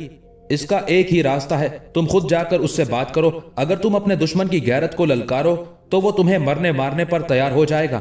ऐसी सूरत में तुम अपना बदला ले सकोगे। मेरा कहने का मतलब यह है कि वो तुम्हारे साथ खुद मुबारजत करने को तैयार हो जाए तो फिर हमें कोई एतराज नहीं। अशोक ने सुल्तान की बात को अच्छी तरह से समझा और फिर सुल्तान से इजाजत लेकर वापस पलटा। शहजादा रुकनुद्दीन अभी तक मैदान जंग में खड़ा सुल्तान के जवाब का इंतजार कर रहा था। अशोक ने शहजादे के करीब आकर अर्ज की, शहजादा हजूर, सुल्तान मुअज़्ज़म ने मुझे इतनी इजाजत दी है कि मैं अपने दुश्मन से बात कर लूं। अगर वो मेरे साथ लड़ने की दावत कबूल करता है तो फिर ये लड़ाई हम लड़ेंगे। शहजादे ने कोई जवाब न दिया, बल्कि सोचती हुई नजरों के साथ पहले अशोक और फिर रंजीत की तरफ देखा और फिर असबात में सर हिला दिया, गोया इजाजत दे रहा हो। अशोक शहजादे का शुक्रिया अदा करके मैदान मुबारजत की तरफ बढ़ गया। अब रंजीत भी अशोक को पहचान चुका था। दोनों एक दूसरे के सामने आए और सीना तान कर अपने घोड़ों की बागें खींचकर खड़े हो गए। राजा मंगल देव अपनी नशिस्त पर पहलू बदल रहा था। उसने अचानक अपने एक सिपाही को हाथ के इशारे से बुलाया और फिर उसे मुसलमानों के सुल्तान के पास भेजने के लिए अपनी शिकायत का मजमून समझाने लगा। रंजीत और अशोक आमने सामने थे। मान रंजीत ने एक ऐसी बात कही जिसे सुनकर अशोक को हैरत का झटका लगा। रंजीत ने कहा था, ऐ घटिया अछूत, मैंने तेरे खानदान को सूली पर लटका दिया लेकिन तू बच निकला। तूने देव महाकाल के मुकद्दस मंदिर को नापाक किया है। मैं अपनी पवित्र तलवार को तुम्हारे गंदे खून से आलूदा नहीं करना चाहता। ऐ हिंदू मत के गद्दार, घटिया शूदर, मेरी नजरों के सामने से दूर हट जा और शहजादे को मेरे पास भेज कि मैं उसका सर उसके शरीर से जुदा कर दूं। मैंने शहजादे को ललकारा है, लिहाजा मैं उसी के साथ लड़ूंगा। तुम्हें तो वक्त आने पर बांधकर कुत्तों की तरह मारूंगा। यह मुबारजत कवायद के तहत लड़ी जा रही है, लिहाजा यहां से हट जा। अशोक को हैरत का झटका इसलिए लगा था कि रंजीत ने उसे अछूत कहकर पुकारा था। इसका मतलब तो यह था कि 5 माह पहले देव महाकाल के मंदिर में होने वाले वाकये की खबर ग्वालियर में मौजूद रंजीत तक पहुंच चुकी थी। जल्द ही अशोक की हैरत दूर हो गई और उसने रंजीत को जवाब दिया, भगवान का शुक्र है कि तुम्हें मेरी असलियत का पता चल गया है, वरना मुझे खुद बताना पड़ता और इसमें हमारा कीमती वक्त जाया हो जाता। और जहां तक मुझसे ना लड़ने की बात तुमने की है तो उसकी वजह मुबारजत के कवायद नहीं, तुम्हारा खौफ है। तुम जानते हो कि मैं तुम्हें जलील करके मारूंगा। तुम ये भी जानते हो कि हो सकता है तुम शहजादे के हाथों बच जाओ, लेकिन मेरे हाथों नहीं बच पाओगे क्योंकि मैं तुम्हारे खून का प्यासा हूं। अशोक ने इतना कहा और सुल्तान के हुक्म की खिलाफ वर्जी करते हुए रंजीत की मर्जी के बगैर उस पर हमला कर दिया। यह हमला रंजीत के लिए बिल्कुल गैर मुतवक्के था, क्योंकि वो तो यही सोच रहा था कि वो उस अछूत के साथ नहीं लड़ेगा, लेकिन अब तो अशोक के खौफनाक वारों से बचना उसकी मजबूरी थी। चुनाचे वो अशोक के मुकाबिल डट गया। ये मुकाबला फिल हकीकत बहुत संगीन था। पिंडाल में मौजूद सब हिंदू जानते थे कि लड़ने वाला महाराज शिवाजी का बेटा है। अलबत्ता अशोक को इस्लामी फौज की वर्दी में कोई ना पहचान सका ये कौन है। लोहे से लोहा टकराने की आवाज फिजा में बुलंद हुई तो तमाशाइयों की ऊपर की सांसें ऊपर और नीचे की सांसें नीचे रुक गई, क्योंकि रंजीत पर हमला करने वाला शख्स कुछ ऐसे गैज़ो गजब का मुजाहिरा कर रहा था जो आज तक ना किसी ने देखा और ना कोई देख सकता था। वो हर वार के साथ अपने घोड़े की पुश्त पर बुलंद हो जाता। वो अपने पैर रिकाबों में रखकर उन पर अपना दबाव डालते हुए घोड़े की रिकाबों में ही उठकर खड़ा हो जाता और किसी वहशी भेड़िए, चीते या शेर की तरह यूं बेधड़क अपना शमशीर वाला हाथ घुमाकर रंजीत पर वार करता कि हर देखने वाली आंख हैरत की शिद्दत से फटने लगती। रंजीत खुद दिल ही दिल में बेहद खौफजदा हो रहा था, क्योंकि वो किसी इंसान के इस तरह बेकायदा होकर लड़ने का सोच भी ना सकता था। तब उसे अच्छी तरह मालूम पड़ा कि इंतकाम किसे कहते हैं। वो जानता था कि अशोक उसे अपने परिवार के बदले में कत्ल करना चाहता है। यह सच था कि अशोक का हर वार वहशियाना था। सब देखने वाले सिपाहियों और माहिर जंगबाजों ने यह सोचा कि हमलावर जल्द थक जाएगा। माहिर शमशीर चंद रंजीत ने भी यही सोचा था, लेकिन अशोक था कि थकने का नाम ही ना लेता था। दोनों तरफ के पूरे मजमे में सबसे ज्यादा काबिले दीद हालत नईम की थी। नईम, जिसने देव महाकाल से फरार होकर अपने परिवार की चिताएं मुकद्दस चबूतरे पर जलाई थी। नईम की आंखें आंसुओं से भरी हुई थी और वो जज्बात की शिद्दत से मगलूब होकर अशोक और रंजीत का मुकाबला देख रहा था। मान नईम को महसूस हुआ जैसे किसी ने उसके कंधे पर निहायत शफकत के साथ हाथ रख दिया हो। उसने घूमकर पीछे देखा और अपने गुरु साधु बसिंदर को देखकर हैरान रह गया। साधु मुस्कुरा रहा था। देखो रघु, देखो, क्या इसी तरह के मजमे में रंजीत ने तुम्हारे परिवार का खून नहीं किया था? यह है ईश्वर की गिरफ्त। रघु ने आंसू भरी आंखों से अपने गुरु की बात सुनी और फिर अशोक की जानी मुतवज्जे हो गया। मजमे में मौजूद हर शख्स को अपनी धड़कनें रुकती हुई महसूस हो रही थी। यही वो नाजुक लम्हे थे जिनमें राजेश्वर को अपना मंसूबा सरअंजाम देना था।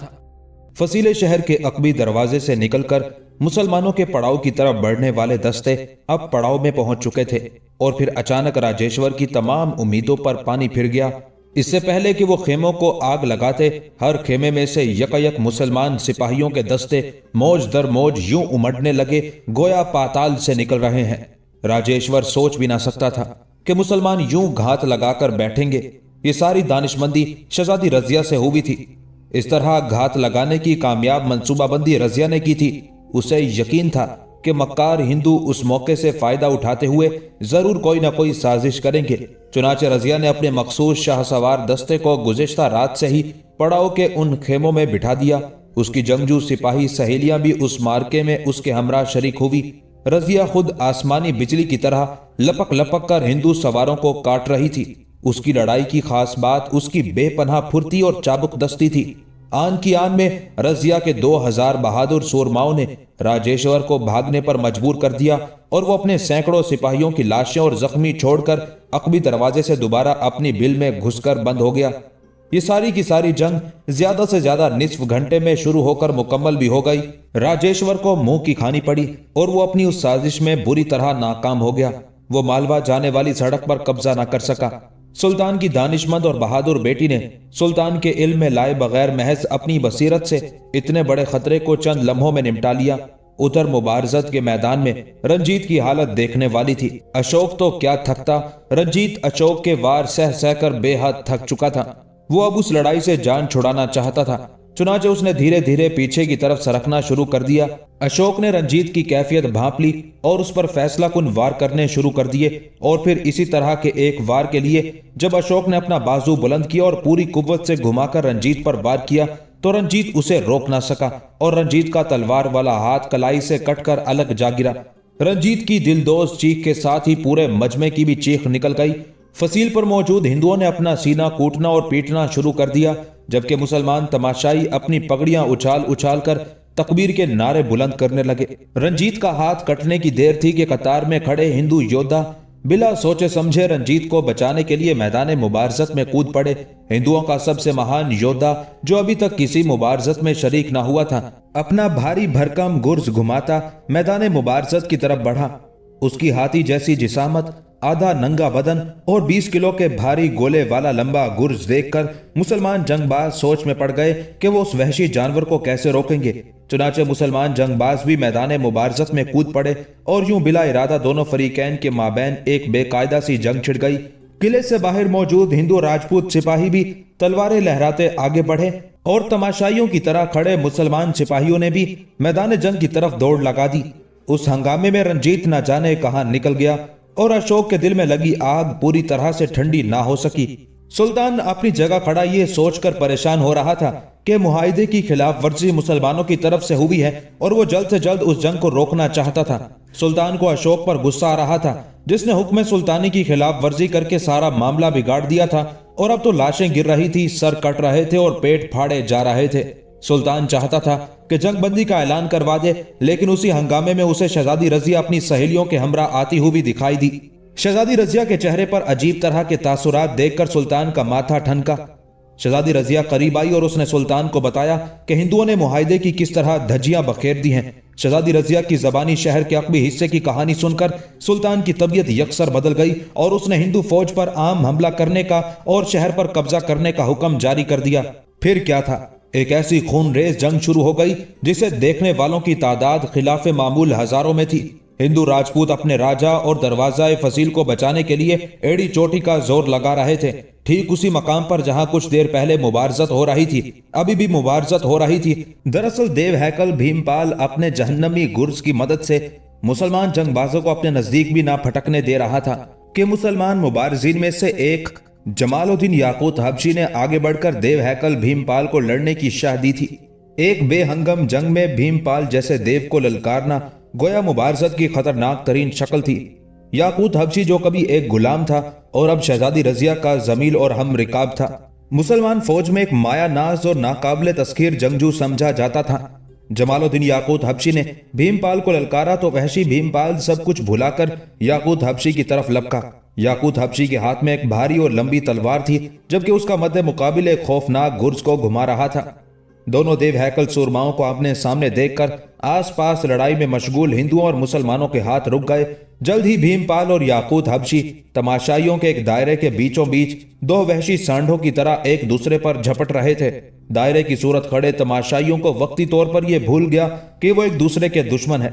सबकी तलवारें नंगी और बदन लहूलुहान थे, लेकिन सब मबहूत होकर उस वहशियाना जंग को देखने लगे।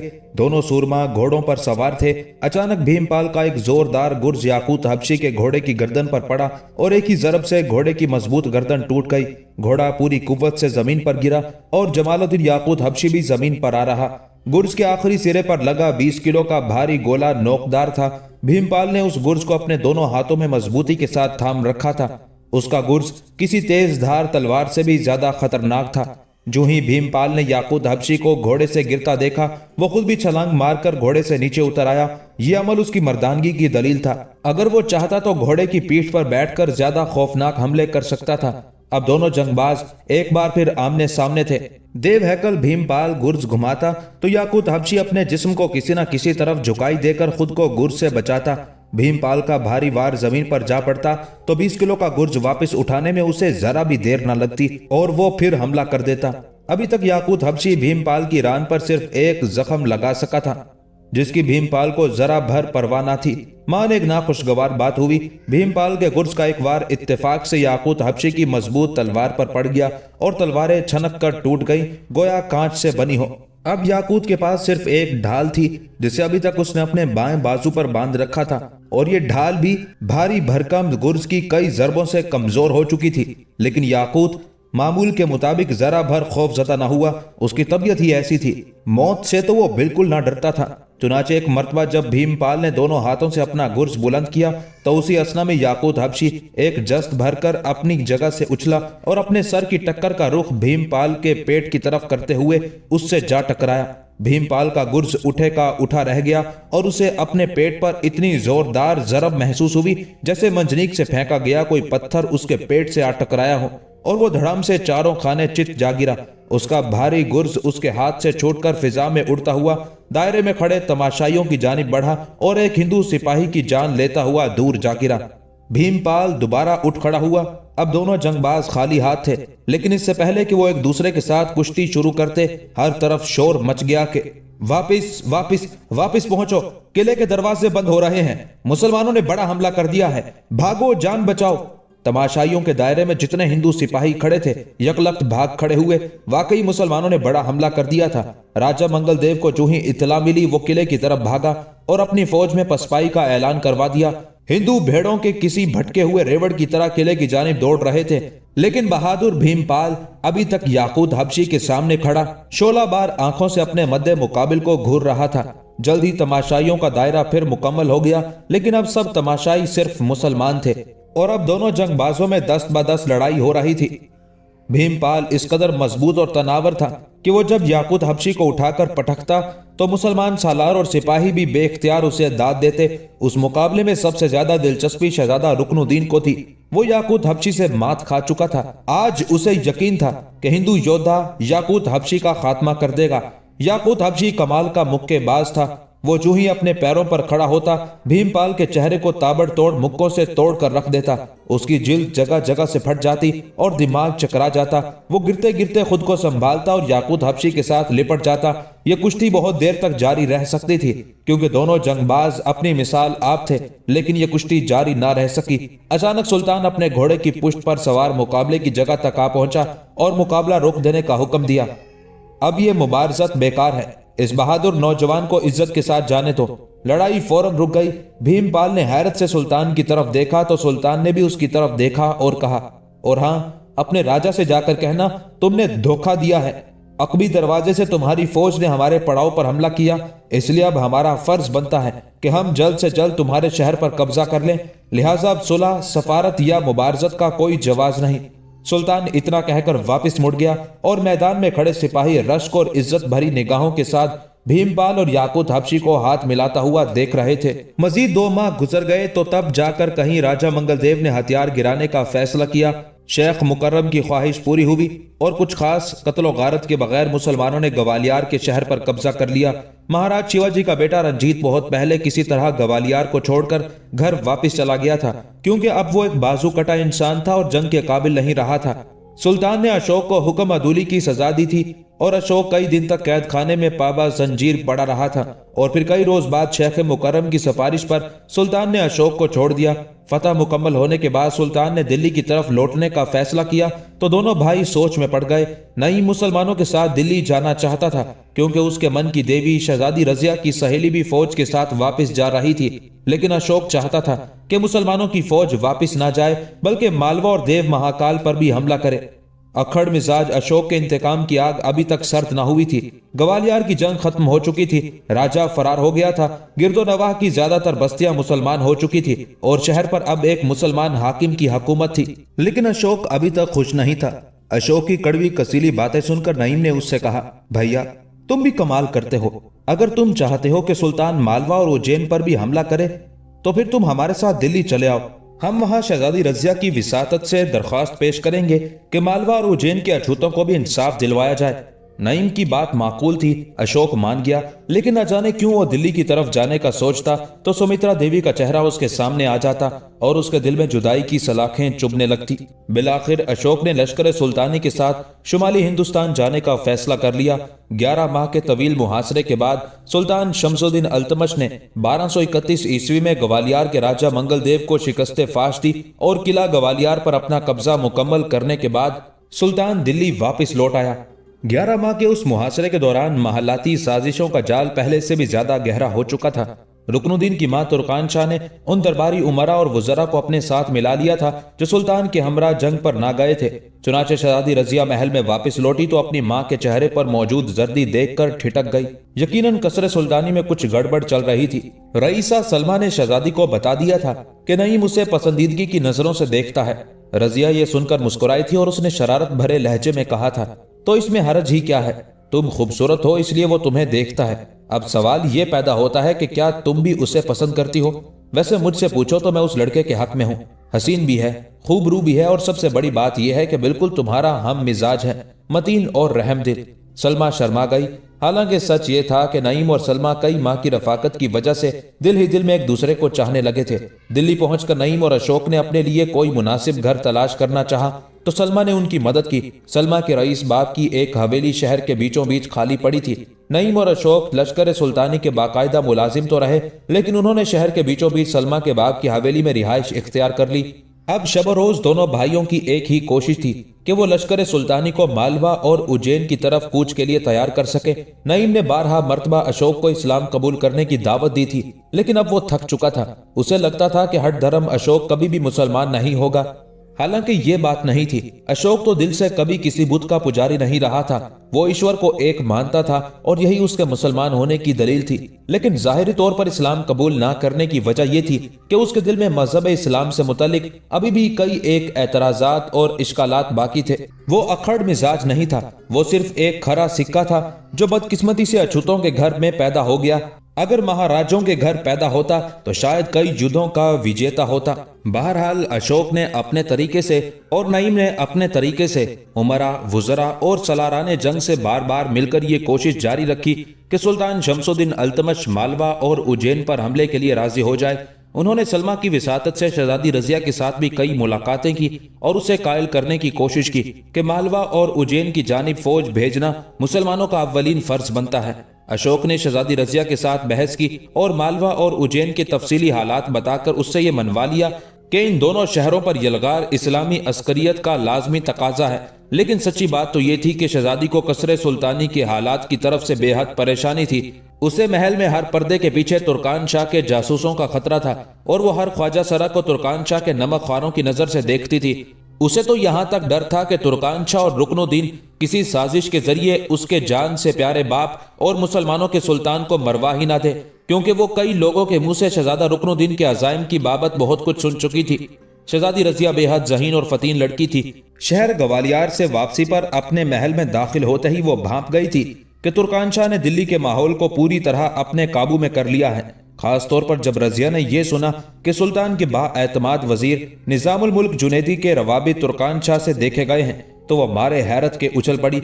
निजामुल मुल्क जुनैदी का तुर्कान शाह के साथ मिल जाना दरबार सल्तनत के लिए बिल्कुल ठीक नहीं था, क्योंकि जुनैदी अहले दरबार में खास मुमताज और साहिब हैसियत समझा जाता था। अगर वो तुर्कान शाह और रुकनुद्दीन की हिमायत पर उतर आता तो रुकनुद्दीन के लिए बादशाह के मुंह से वली अहदी का ऐलान करवाना उसके लिए कोई मुश्किल बात ना होती, क्योंकि खुद बादशाह भी जुनैदी को सल्तनत का सच्चा खैरख्वाह और अपना वफादार समझता था। निजामुल मुल्क जुनैदी एक आला व अफजल खानदान, अपनी दौलत, बगदाद तक अपने रवाबित और दरबार में अपने हम नवाओं की वजह से भी मोतबर तरीन था। यही वजह थी कि शहजादी रजिया जुनैदी की बाबत सुनकर घबरा गई। 11 माह का बनबास काटने के बाद थका हारा सुल्तान घर पहुंचा तो बेकार की जहनी परेशानियां उसकी मुंतजिर थी। तुर्कान शाह चाहती थी कि सुल्तान उसके बेटे की वली अहदी का ऐलान करे, क्योंकि बकौल उसके अब सुल्तान बूढ़ा हो चुका था और किसी भी वक्त अल्लाह को प्यारा हो सकता था। और फिर जब निजामुल मुल्क जुनैदी जैसे शख्स ने भी सुल्तान से वही बात की जो तुर्कान शाह ने की थी तो सुल्तान गहरी सोच में पड़ गया। उसका मुदब्बिर दिमाग बहुत सी नाकाबिले यकीन बातों पर गौर करने लगा। आखिर जुनैदी ने तुर्कान शाह की जबान क्यों बोली? सुल्तान के लिए यह एक लम्हा फिक्रिया था। चुनाचे उसी रात सुल्तान ने अपनी प्यारी बेटी रजिया को अपने कमरा खास में बुलाया और उसके सामने सारी सूरत हाल रख दी। रजिया तो पहले ही से उन बातों पर गौर कर रही थी। चुनाचे सब कुछ सुनने के बाद उसने अपने बाप को प्यार भरी नजरों से देखते हुए कहा, अब्बा हजूर, मैं ये सब बातें पहले सुन चुकी हूँ। अब तो कसरे सुल्तानी सांपों का भट्ट मालूम होता है। हर दीवार के पीछे जासूसों के कान लगे हैं। आप खुद सोचिए, अगर निजामुल मुल्क जुनैदी रुकनुद्दीन की वली अहदी के ऐलान का मुतालबा कर सकते हैं तो तबीब शाही आपका इलाज करते हुए रुकनुद्दीन या उसकी मां मलिका तुर्कान शाह का हिमायती क्यों नहीं हो सकता? यकलक सुल्तान का माथा ठनका। रजिया की बात साफ थी और अब तो सुल्तान खुद भी सोच रहा था कि शाही तबीब तो एक तरफ, शाही बावर्ची, शाही मुहाफिज दस्ते का सिपह सालार, हत्ता के शाही ख्वाबगाह के दरबान तक तुर्कान शाह के हाथों बिक सकते थे। सुल्तान को अब तुर्कान शाह की शक्ल में अपनी बेगम नहीं बल्कि एक दुश्मन दिखाई देने लगा, लेकिन एक ऐसा दुश्मन जिसकी सरकूबी सुल्तान के बस की बात ही ना थी। वो तुर्कान शाह को कोई नुकसान ना पहुंचा सकता था, क्योंकि एक तरफ रियासत ओद का हाकिम गयासुद्दीन महमूद था जो तुर्कान शाह का दूसरा बेटा था। अगर सुल्तान तुर्कान शाह को कोई नुकसान पहुंचाता तो रियासत ओद में तुर्कान शाह का दूसरा बेटा बगावत कर देता और इस तरह सल्तनत में फूट पड़ जाती और दूसरी तरफ दिल्ली के दरबार में हंगामा खड़ा होने का खदशा था। क्योंकि निजामुल मुल्क जुनैदी जैसे लोग भी अब तुर्कान शाह के हम नवा थे। सुल्तान को अपनी मौत अपने सर पर मंडलाती हुई दिखाई दी। यकायक उसकी कैफियत बदल गई। अजीम तरीन सल्तनत का सुल्तान होकर भी वो खुद को गैर महफूज तस्वुर कर रहा था। सुल्तान ने कनखियों से कमरे में चारों तरफ नजरें दौड़ाई। उसे ऐसा लगा जैसे अब भी कोई जासूस उनकी बातें सुन रहा हो। शहजादी रजिया सुल्तान की परेशानी का अंदाजा कर रही थी। मान शहजादी रजिया ने मुस्कुराते हुए कहा, अब्बा हजूर, अगर आप फिक्रमंद होंगे या परेशान होंगे तो हम इस मसले का हल कैसे निकालेंगे? बेशक फिलहाल तो यही सूरत हाल है, लेकिन आप सुल्तान हैं। बगदाद के मुकद्दस खलीफा ने आपको अपना नायब मुकर्रर किया है और इस लिहाज से आप हिंदुस्तान की जमीन पर खलीफतुल्लाह हैं। क्या आप अपने तदब्बुर और तजर्बे की बिना पर इन सांपों का सर नहीं कुचल सकते जो हमारे चमनिस्तान के फूल पौधों में छुपकर हमें डसना चाहते हैं? अक्लमंदी का तकाजा तो यह है कि हम अपने चमनिस्तान में मौजूद झाड़ झनकार और नाजायज हद तक बढ़े हुए फूल पौधों का सफाया कर दें ताकि सांप उनके पीछे छुपकर ना रह सके, सामने आ जाएं। ये ऐसा वक्त है जब परेशान होना हमारे लिए और ज्यादा मुसीबत का बाइस हो सकता है। सुल्तान अपनी ज़हीन बेटी को रश्क भरी नजरों से देख रहा था। रजिया की तलकीन से सुल्तान की परेशानी दूर हो गई। वो बेहद मुतमईन दिखाई देने लगा और उसने मुस्कुराते हुए कहा, हम तुम्हारी तमसील से खुश हुए बेटा। सच पूछो तो हम तुम्हारे अंदर जितनी दानिश देखते हैं उसे देखकर जी चाहता है कि तुम्हें ही वली अहद बना दे। लेकिन क्या आगे आप जो कहना चाहते हैं मैं वो जानती हूं।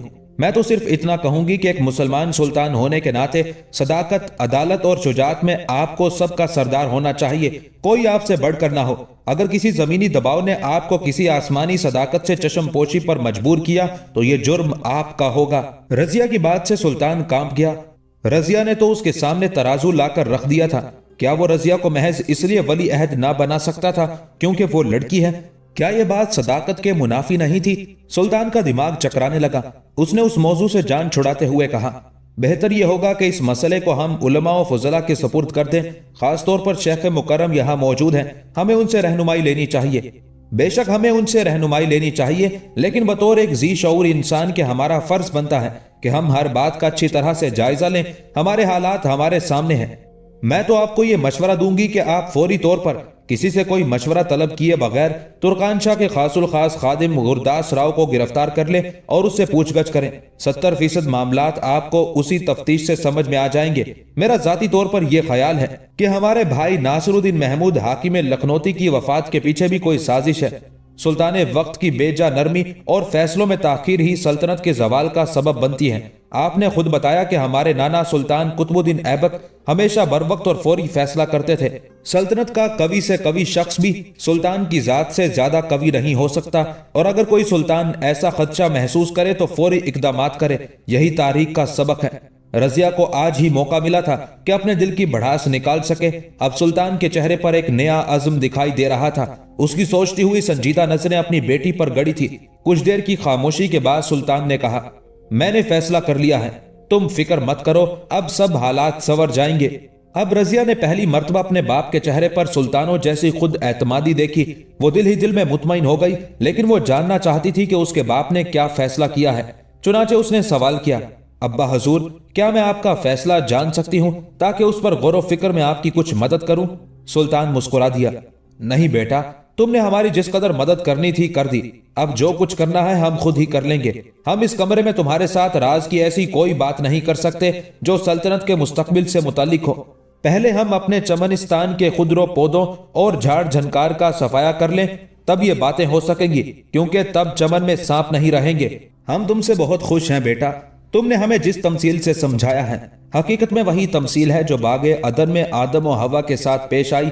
ये सच है कि दुश्मन चमन के पौधों में छुपा हो तो चमन की या अहले चमन की हिफाजत की क्या यकीन दहानी कराई जा सकती है। गालबन पहले इंसान के साथ भी यही कुछ हुआ होगा। रजिया की आंखें हैरत से फैल गईं।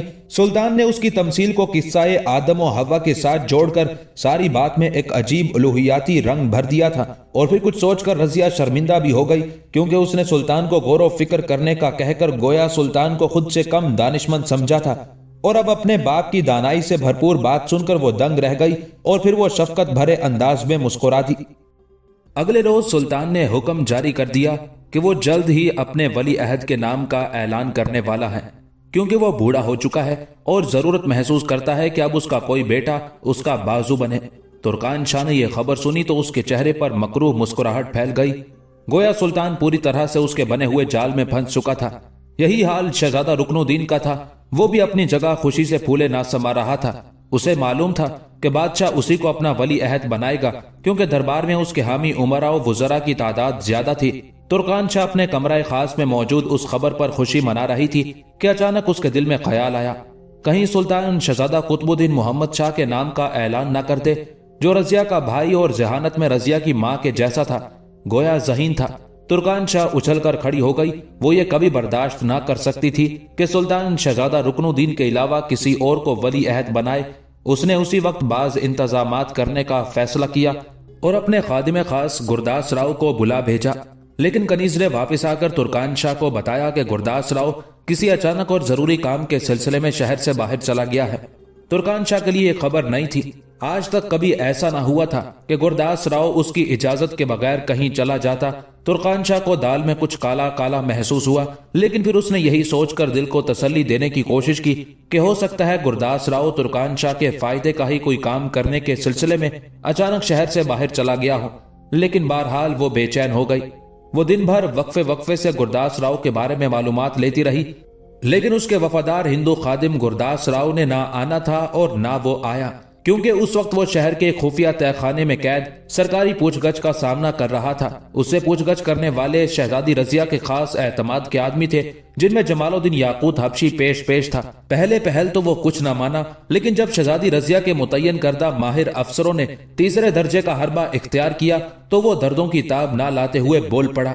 उसने दर्दनाक अजियत से बचने के लिए वो सब कुछ अफसरों को बता दिया जिसके बताने से उसे सजाए मौत ना हो सकती थी। अलबत्ता शहजादा नासिरुद्दीन महमूद के कत्ल में मुलव्विस होने की साजिश से उसने फिर इनकार कर दिया। अफसरों ने उसकी अजियत बढ़ाई तो वो बेहोश हो गया। तब पूछगछ का सिलसिला एक बार रोक दिया गया और गुरदास राव को अंधेरे तहखाने में कैद छोड़कर तफ्तीशी जमात के अफसरान शहजादी रजिया को खबर करने चले गए। अब सुल्तान के सामने तमाम हकाइक आ चुके थे। बहुत खतरनाक साजिश बनाई गई थी। 11 माह की गैर हाजिरी में साजिशियों को मौका मिल गया था। वो शाही तब्बाक को खरीद चुके थे। जो ही बादशाह रुकनुद्दीन की वली अहदी का ऐलान करता, दूसरे या तीसरे रोज हलाक कर दिया जाता। बादशाह मर जाता और सब यही समझते कि वो तबई मौत से मरा है, और इस तरह शहजादा रुकनुद्दीन सल्तनत का नया सुल्तान बन जाता। रुकनुद्दीन उस साजिश में शामिल नहीं था। ये सारा जाल तुर्कान शाह बुन रही थी। तमाम हालात से आगाह होने के बाद सुल्तान ने चाहा कि तुर्कान शाह को भी जेल में डाल दे, लेकिन रजिया ने उसकी सख्त मुखालफत की और सुल्तान से कहा कि इस तरह शाही खानदान की बदनामी होगी। अलबत्ता रजिया ने बादशाह को मशवरा दिया कि शाही महल में मौजूद तुर्कान शाह के हर जासूस को एक ही हल्ले में यकलख्त गिरफ्तार कर लिया जाए, ताकि किसी को भागने का मौका न मिल सके। अलबत्ता तुर्कान शाह समेत बड़े बड़े मुशीरों और वजीरों को जो इस साजिश में शरीक थे फिलफौर गिरफ्तार न किया जाए, बल्कि वक्फे वक्फे से मौका पाते ही इस भयानक साजिश के तमाम किरदारों को सजा दी जाए। यह काम आसान नहीं था। 11 माह की गैर हाजिरी में बहुत से बिके हुए अफसरों और शाही खानदान के उमरा ने सारा नज़्म हुकूमत खराब कर दिया था। इस गंदगी की सफाई के लिए वक्त की जरूरत थी। चुनाचे सुल्तान ने फौरी तौर पर मजीद किसी तरफ कूच करने या किसी मुल्क पर हमला करने की बजाय दारुल हुकूमत को संभालने और सल्तनत का नज़्म नस्क दुरुस्त करने का फैसला किया। अगले रोज शाही मुहाफिज दस्ते के सिपाही एक आंधी की तरह महल में दाखिल हुए और महल सरा की पर्दादारियों का लिहाज रखे बगैर धड़ाधड़ दरबानों, पहरेदारों, कनीजों, ख्वाजा सराओं और अहम ओहदेदारों में से तुर्कान शाह के जासूसों को गिरफ्तार करना शुरू कर दिया। एक ही दिन में महल का यूं सफाया हुआ कि शाही महल में तुर्कान शाह के अलावा कोई गद्दार बाकी ना रहा। उस अचानक हमले और गिरफ्तारियों को देखकर तुर्कान शाह को यकीन हो गया कि उसका खादिम खास गुरदास राव न सिर्फ गिरफ्तार हो चुका है, बल्कि उसने पूरी साजिश का मंसूबा उगल दिया है। क्योंकि शाही तबाख की गिरफ्तारी तुर्कान शाह के लिए इस बात का सबूत थी कि गुरदास राव अहम राज उगल चुका है। हकीकत तो ये थी कि तुर्कान शाह भी बुरी तरह डर गई। एक बार तो उसके जी में आई कि महल छोड़कर फरार हो जाए और रियासत ओद की तरफ भाग जाए, जहां उसका दूसरा बेटा गयासुद्दीन हाकिम था। वो जानती थी कि उसका पोल खुल गया है, लेकिन इस तरह भागना उसके लिए ज्यादा खतरनाक साबित हो सकता था। यही सोचकर वो रुक गई और अब वो मुंतजिर थी कि कब सुल्तान के हरकारे आए और उसे गिरफ्तार करके ले जाएं। लेकिन ऐसा कुछ न हुआ और वो सुल्तान का सब्र देखकर हैरान रह गई, क्योंकि सुल्तान ने महल के मुलाजिमों की गिरफ्तारी के बाद ना तो तुर्कान शाह पर हाथ डाला था और ना किसी दीगर अमीर या वजीर को गिरफ्तार करने की कोशिश की थी। यही वजह थी कि तुर्कान शाह के साथ साथ बाकी गद्दार भी दिल ही दिल में हर वक्त खौफजदा रहने लगे थे। कई रोज बाद सुल्तान ने एक बड़ा दरबार मुनक्किद किया और बगैर किसी से मशवरा तलब किए सब उमरा और वज़रा के सामने अपने होने वाले वली अहद के नाम का ऐलान कर दिया। और ये एक ऐसा ऐलान था जिसे सुनकर अहले दरबार और खास तौर पर उलमाए दीन मारे हैरत के पत्थर की तरह गुमसुम हो गए। सुल्तान जानता था कि अगर उसने अहलियाने दरबार से मशवरा किया तो ज्यादातर लोग उसकी मुखालफत करेंगे। खास तौर पर सुल्तान को उलमाए दीन की तरफ से एतराज का खतरा था, क्योंकि सुल्तान शमसुद्दीन अल्तमश इस्लाम की पूरी तारीख में पहली मर्तबा एक ऐसा काम कर रहा था जिसे बर्दाश्त करना आम मुसलमान तो क्या बड़े बड़े उलमा और फुजला के लिए भी निहायत मुश्किल काम था। क्योंकि सुल्तान ने इस्लामी तारीख की साबका रिवायात तोड़ते हुए शहजादी रजिया सुल्ताना को अपना वली अहद मुकर्रर कर दिया। गोया सुल्तान के बाद उस अजीम सल्तनत की हुक्मरानी एक मुसलमान औरत करने वाली थी। सुल्तान का फैसला सुनकर अहलियाने दरबार को सांप सूंघ गया। शहजादी रजिया की वली अहदी का ऐलान कर दिया गया। तुर्कान शाह के सारे मंसूबे खाक में मिल गए। सुल्तान ने साबित कर दिया कि वो एक दानिशमंद और जीरक हुक्मरान है जो किसी तरह की सूरत हाल में भी साबित कदम रह सकता है। अब कसरे शाही के हालात मामूल पर आ गए थे, लेकिन अभी सल्तनत के इंतजाम और इंसराम के लिए बहुत कुछ करना बाकी था। सुल्तान नहीं चाहता था कि आइंदा कभी कोई ऐसी सूरत हाल पैदा हो। चुनाचे वो फौजकशी के सारे मंसूबे मुलतवी करके सल्तनत की तंजीम साजी में लग गया। अलबत्ता शहजादी रजिया ने नईम और अशोक के साथ वादा किया कि बहुत जल्द जब सल्तनत के हालात ठीक हो जाएंगे तो हम मालवा और उज्जैन की तरफ पेशकदमी करेंगे। अशोक अगरचे उस फैसले से खुश नहीं था, लेकिन वो सुल्तान की मजबूरियों को समझता था। पहले पहल तो उसने सोचा कि वो दिल्ली को छोड़कर चला जाए और एक बार फिर अपने दुश्मनों से इंतकाम लेने की कोशिश करे, लेकिन फिर दो वजूहात की बिना पर रुक गया। एक तो ये सोचकर कि पहले की तरह अब भी अगर सुमित्रा देवी उसके सामने आकर खड़ी हो गई तो उसे एक बार फिर शिवाजी को छोड़ना होगा, क्योंकि वो और उसका भाई नईम सुमित्रा देवी के एहसानों तले दबे हुए थे। और एक दूसरी वजह भी थी, बहुत जल्द नईम और सलमा की शादी होने वाली थी। शहजादी रजिया ने नईम के साथ वादा भी किया था कि वो सलमा के वालिदैन को शादी के लिए आमादा करेगी, और अब अशोक अपने छोटे और प्यारे भाई की शादी जैसी खुशी को नजरअंदाज करके दिल्ली से नहीं जा सकता था। यही वजह थी कि वो दिल्ली में रुक गया। वो अभी तक सुल्तानी फौज का एक सिपाही था। वो ये बात अच्छी तरह जानता था कि महज एक हिंदू होने की वजह से उसको अभी तक फौज में सालारी नहीं मिली थी। सुल्तान उसके जौहर देख चुका था। अगर उसने इस्लाम कबूल कर लिया होता तो अब तक वो फौज का कोई ना कोई सालार बन चुका होता। अलबत्ता नईम अशोक जैसी तबीयत का मालिक नहीं था। इसके बरअक्स उसने अलूम इस्लामी हासिल करने में बहुत तवज्जो और तनदही से काम लिया था। अब वो हर नमाज के लिए दिल्ली की जामे मस्जिद में जाया करता था। अपने ज्यादातर फारिग औकात जामे मस्जिद में ही बिताता, जहां बड़े बड़े उलमा और फजला और खतीबों की बात सुनकर रोज बरोज उसके इल्म में इजाफा होता जाता था। दिल्ली की जामे मस्जिद शहर के बीचों बीच वाक़ थी। यहाँ से 4 बाजार निकलते थे जो शर्कन गरबन और शमालन जनूबन शहर की घनी आबादी को अबूर करते हुए फसीले शहर तक चले गए थे। इन चारों बाजारों के तुज्जार दुनिया भर में शोहरत रखते थे, क्योंकि दिल्ली न सिर्फ वस्त एशिया बल्कि मशरिक बाईद की तरफ जाने वाली तमाम रास्तों में पड़ता था। यही वजह थी कि मशरिक और मगरिब के काफिले दिल्ली शहर से होकर गुजरते और यूं इस शहर की अहमियत दुनिया के बड़े शहरों में तेजी के साथ बढ़ती चली जा रही थी। जामे मस्जिद के सदर दरवाजे के सामने दिल्ली का सबसे बड़ा बाजार था, जिसके इख्तिताम पर सरकारी इमारत और फिर सबसे आखिर में शाही महल्लात का सिलसिला फैला हुआ था।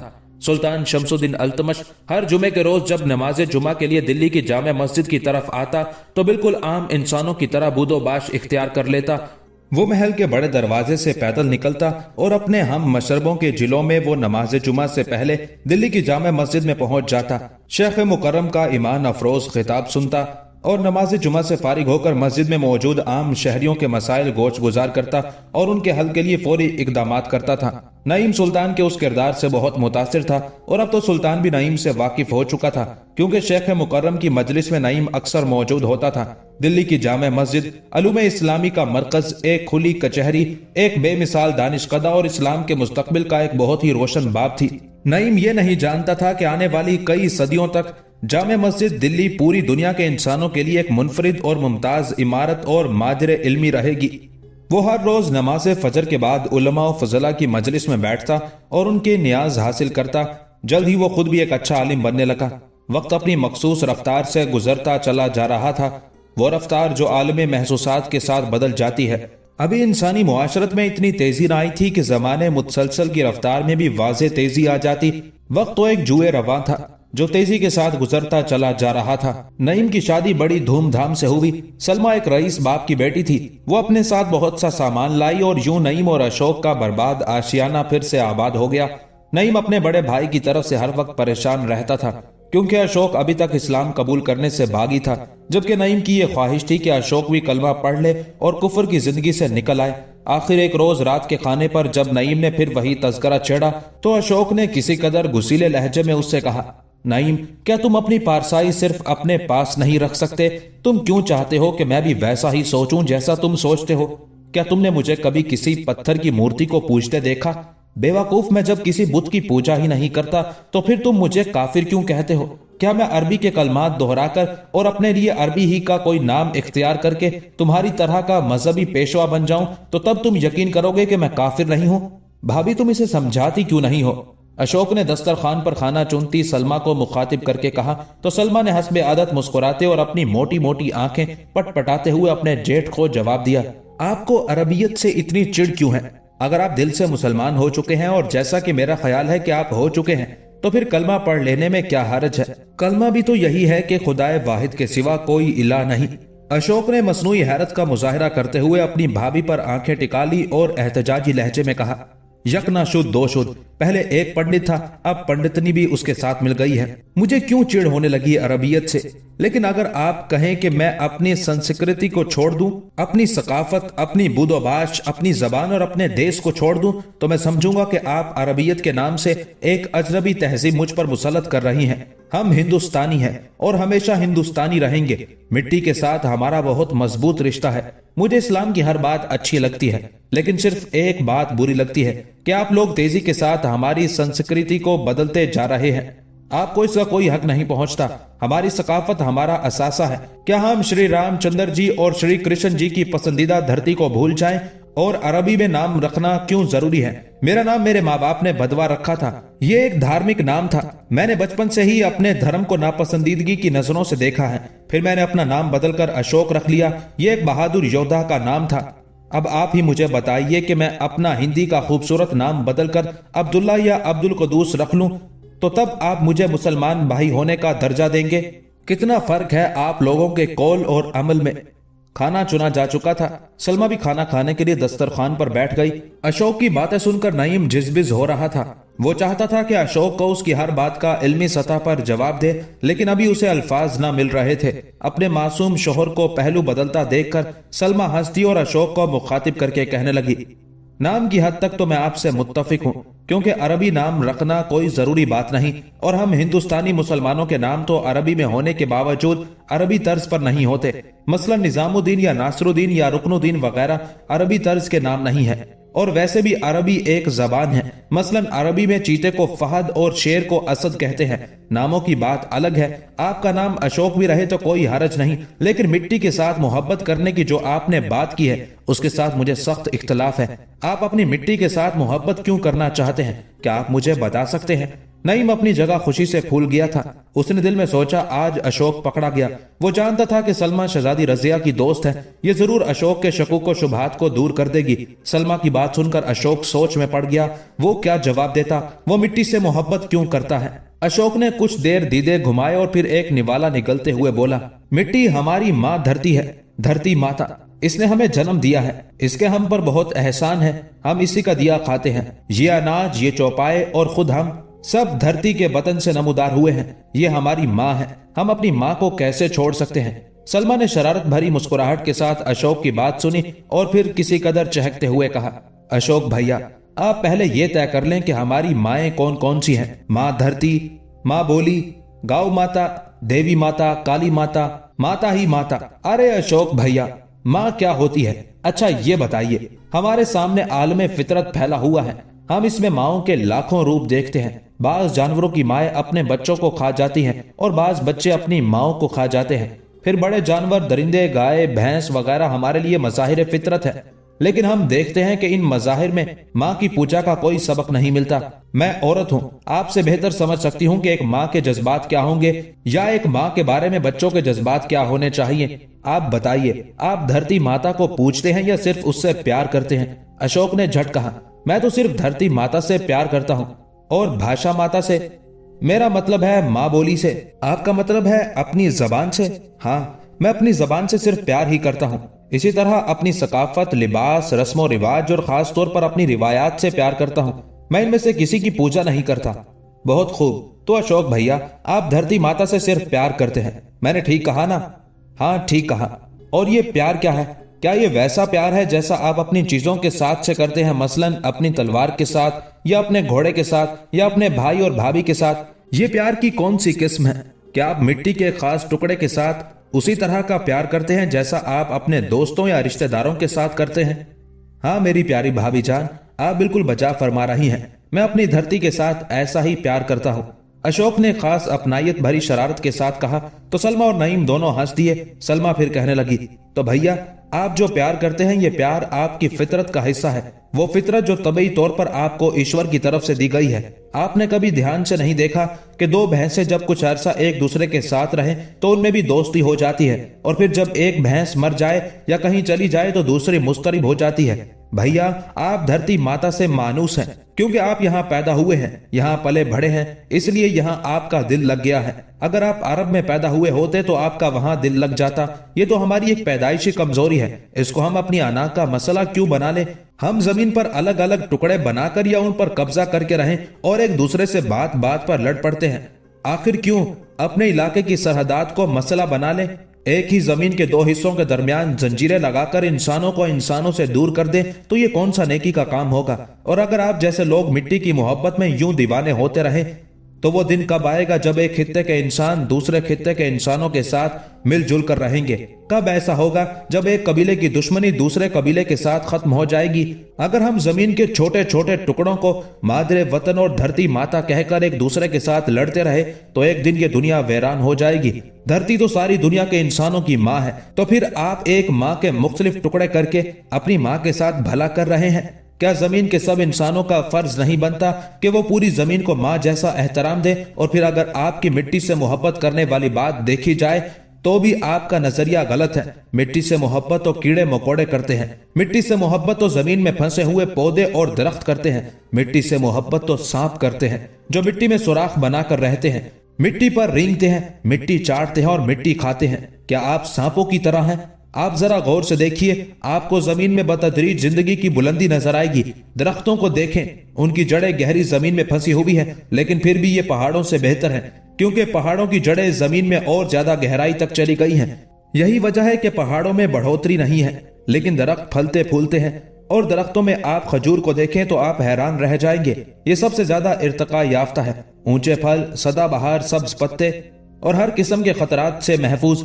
इससे आगे बढ़िए, कीड़े मकोड़े मिट्टी में मिलकर रहते हैं। यही वजह है कि सबके पांव तले आकर जिल्लत की मौत मर जाते हैं। चौपाए उनसे बेहतर है और परिंदे तो सबसे बेहतर है, और खास तौर पर शाहीन वो जमीन से जितना दूर है उतना ही बेहतर है। सबसे ज्यादा आजाद, सबसे ज्यादा खुशहाल और तवील तबी उम्र का मालिक, तेज नजर और चुस्तो चालाक, ऊंचे पहाड़ों की ऊंची चोटियों पर रहता है। उसे जमीन से कोई सरोकार नहीं। वो ना तो अपना घर बनाता है और ना कभी कबीला। वो तो कहता है, परिंदों की दुनिया का दरवेश हूं मैं कि शाहीन बनाता नहीं आशियाना। अशोक भैया, क्या इन सब हकाइक को जान लेने के बावजूद भी आप ये कहेंगे कि आपकी अपने वतन के साथ मोहब्बत एक जायज फेल है? मैं तो कहती हूँ ये वतन सबसे बड़ा बुत है, मिट्टी की मूर्ति से कहीं ज्यादा खतरनाक। अशोक और नईम की हालत देखने लायक थी। उन दोनों के लुक्मे हाथों में ही रह गए थे। वो दीदे फाड़े उस शर्मीली नई नवेली मुसलमान दुल्हन को देख रहे थे। उसकी सोच का सागर कितना वसी था और उसकी बसारत का दायरा कितना फैला हुआ था। दोनों भाई ये जानकर मबहूत रह गए। उनके अंदर के हिंदू ने चुपके से दोनों भाइयों के कान में कहा, ये लड़की तो जरूर कोई देवी है। नईम ने तो फौरन अपने जहन को झटका और देवी की बजाय अपनी बीवी का सोचकर फखर से फूल गया। आज उसे अपने मुसलमान होने के फैसले पर हकीकी खुशी हो रही थी, जबकि दूसरी तरफ आज अशोक को पहली मर्तबा अपने मुसलमान ना होने का अफसोस हो रहा था। लेकिन फिर भी वो आसानी से हाथ आने वाला नहीं था। अशोक ने एक लंबी सांस ली और फिर किसी कदर झिझकते हुए कहा, अच्छा तो सलमा देवी, जबान और सकाफत के बारे में आपका क्या ख्याल है? सलमा ने झट से जवाब दिया, ये भला कोई पूछने वाली बात है?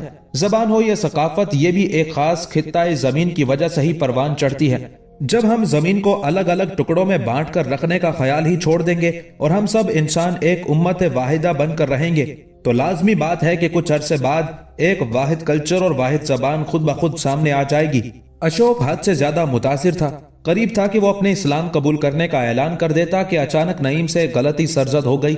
उसने सलमा की बात खत्म होते ही तेज लहजे में कहा, और वो जबान अरबी होगी, क्योंकि कुरान अरबी में है। कुरान महफूज रहेगा, लिहाजा अरबी भी महफूज रहेगी, और चूंकि अरबी महफूज रहेगी लिहाजा उम्मत वाहिदा की जबान अरबी होगी। इसलिए हमें अरबी से मोहब्बत करनी चाहिए, हत्ता कि अपने नाम भी अरबी में रखने चाहिए। नईम ने हाथ हिला हिलाकर बात की। उसकी दलील तो सदाकत पर मबनी थी, लेकिन अशोक उस बात से भड़क उठा और यही नईम से गलती हुई। अशोक ने कहा, वाह, बहुत खूब, तुम दोनों मियाँ बीवी ने मिलकर मुझे खूब बेवकूफ बनाया। पहले बातों बातों में मुझे फंसा लिया और अब सारी कहानी वहीं लाकर खड़ी कर दी जहां से शुरू हुई थी, यानी ये कि मैं अरबी में कलमा पढ़ लूं और अरबी का कोई अच्छा सा नाम देखकर रख लूं, चाहे उसका मानी शेर, चीता या भेड़िया ही क्यों ना हो। नईम ने गोया सारे किए कराए पर पानी फेर दिया था। अशोक उस बात पर ऐसा बिदका कि फिर उसने कोई बात ना सुनी। खाना वो पहले ही मुकम्मल कर चुका था।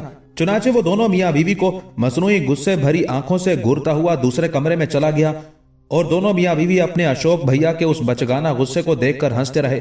लेकिन अशोक अब सचमुच दिल से मुसलमान हो चुका था। उस रात वो रात भर जागता रहा और सलमा की बातें सोच सोच कर खुश होता रहा। उसे एक रास्ता मिल गया था, लेकिन न जाने क्यों वो अब भी सबके सामने कलमा पढ़ने या अपने मुसलमान होने का ऐलान करने से घबरा रहा था। सुबह के करीब उसकी आंख लग गई। दिन पर दिन गुजरते चले गए, यहां तक कि 18 महीने गुजरने का पता ही ना चला। इस दौरान सलमा ने एक बहुत ही प्यारी सी बच्ची को जन्म दिया और सलमा ने जानबूझकर अपनी बच्ची का नाम रखा माला। ये सरासर एक हिंदुआना नाम था। अशोक अपनी भाभी की उस हरकत पर हद से ज्यादा हैरान हुआ और उसने वजह पूछी तो सलमा ने जवाब दिया, माला एक खूबसूरत नाम है, इसका मतलब है मोतियों का हार। क्या आपको हमारी बच्ची मोतियों के हार से कम खूबसूरत लगती है? अरे नहीं भाभी, मैं जानता हूँ तुमने इस वजह से मेरी भतीजी का नाम माला नहीं रखा, बल्कि तुमने इस वजह से ये नाम रखा है ताकि मैं मुतमईन हो जाऊं। अरे भाभी, मैं कब का मुसलमान हो चुका हूं। अब क्या मैं मस्जिद में जाकर ऐलान करूं और 5 वक्त की नमाज पढ़ूं तो तब आपको यकीन आएगा कि मैं मुसलमान हूं? सलमा मुस्कुरा रही थी। नहीं नहीं, मुझे यकीन है एक दिन आप नमाज जरूर पढ़ेंगे, क्योंकि नमाज के बगैर तो इस्लाम का तसव्वुर इज्तिमा और उसके नताइज आप समझ ही नहीं पाएंगे। सच पूछे तो आप अभी पूरे मुसलमान नहीं हुए। पूरा मुसलमान वो होता है जो इस्लाम की हर बात पर दिल से यकीन रखता है। अशोक यकदम ढीला पड़ गया। उसके चेहरे पर अजीब तरह की खिफ़त दिखाई दे रही थी। कुछ देर बाद उसने झिझकते हुए कहा, अच्छा भाभी, आज मैं तुम्हें सच्ची बात बताता हूँ कि मैं इस्लाम कबूल करने का ऐलान क्यों नहीं करता। सलमा हमतन गोश हो गई। अशोक ने फिर कहा, दरअसल तुम जानती हो कि लश्कर सुल्तानी में मेरी कितनी इज्जत है, लेकिन मैं फिर भी सिर्फ एक सिपाही का सिपाही ही हूँ। अब सुनो, मेरा दिल चाहता है कि मैं इस्लाम कबूल कर लूं, लेकिन सोचता हूं कि जब मैं ऐलान करूंगा तो फौरन मुझे फौज में ओहदा मिल जाएगा। चूंकि लश्कर सुल्तानी का असूल है कि गैर मुस्लिमों को जिम्मेदारी के ओहदे नहीं देते, इसलिए आज तक अपनी काबिलियत के बावजूद मैं सिर्फ एक आम सिपाही हूं। मैं सोचता हूं कि लोग मेरे मुसलमान होने को मेरा ओहदा हासिल करने का लालच करार देंगे, और मेरा मिजाज ये गवारा नहीं करता कि कोई मुझे ओहदे का लालची समझे। आज सलमा को सच्ची बात पता चल गई थी। वो बेहद हैरान हुई। उसने अपनी खूबसूरत आंखें पटपटाते हुए कहा, अशोक भैया, आप कमाल करते हैं। खुददारी की ये कौन सी किस्म है? वल्लाह मैंने इस तरह की बात पहली मर्तबा सुनी है। आप लोगों के डर से अपने दिल में मौजूद सदाकत को छुपा रहे हैं। ये तो बहुत बुरी बात है।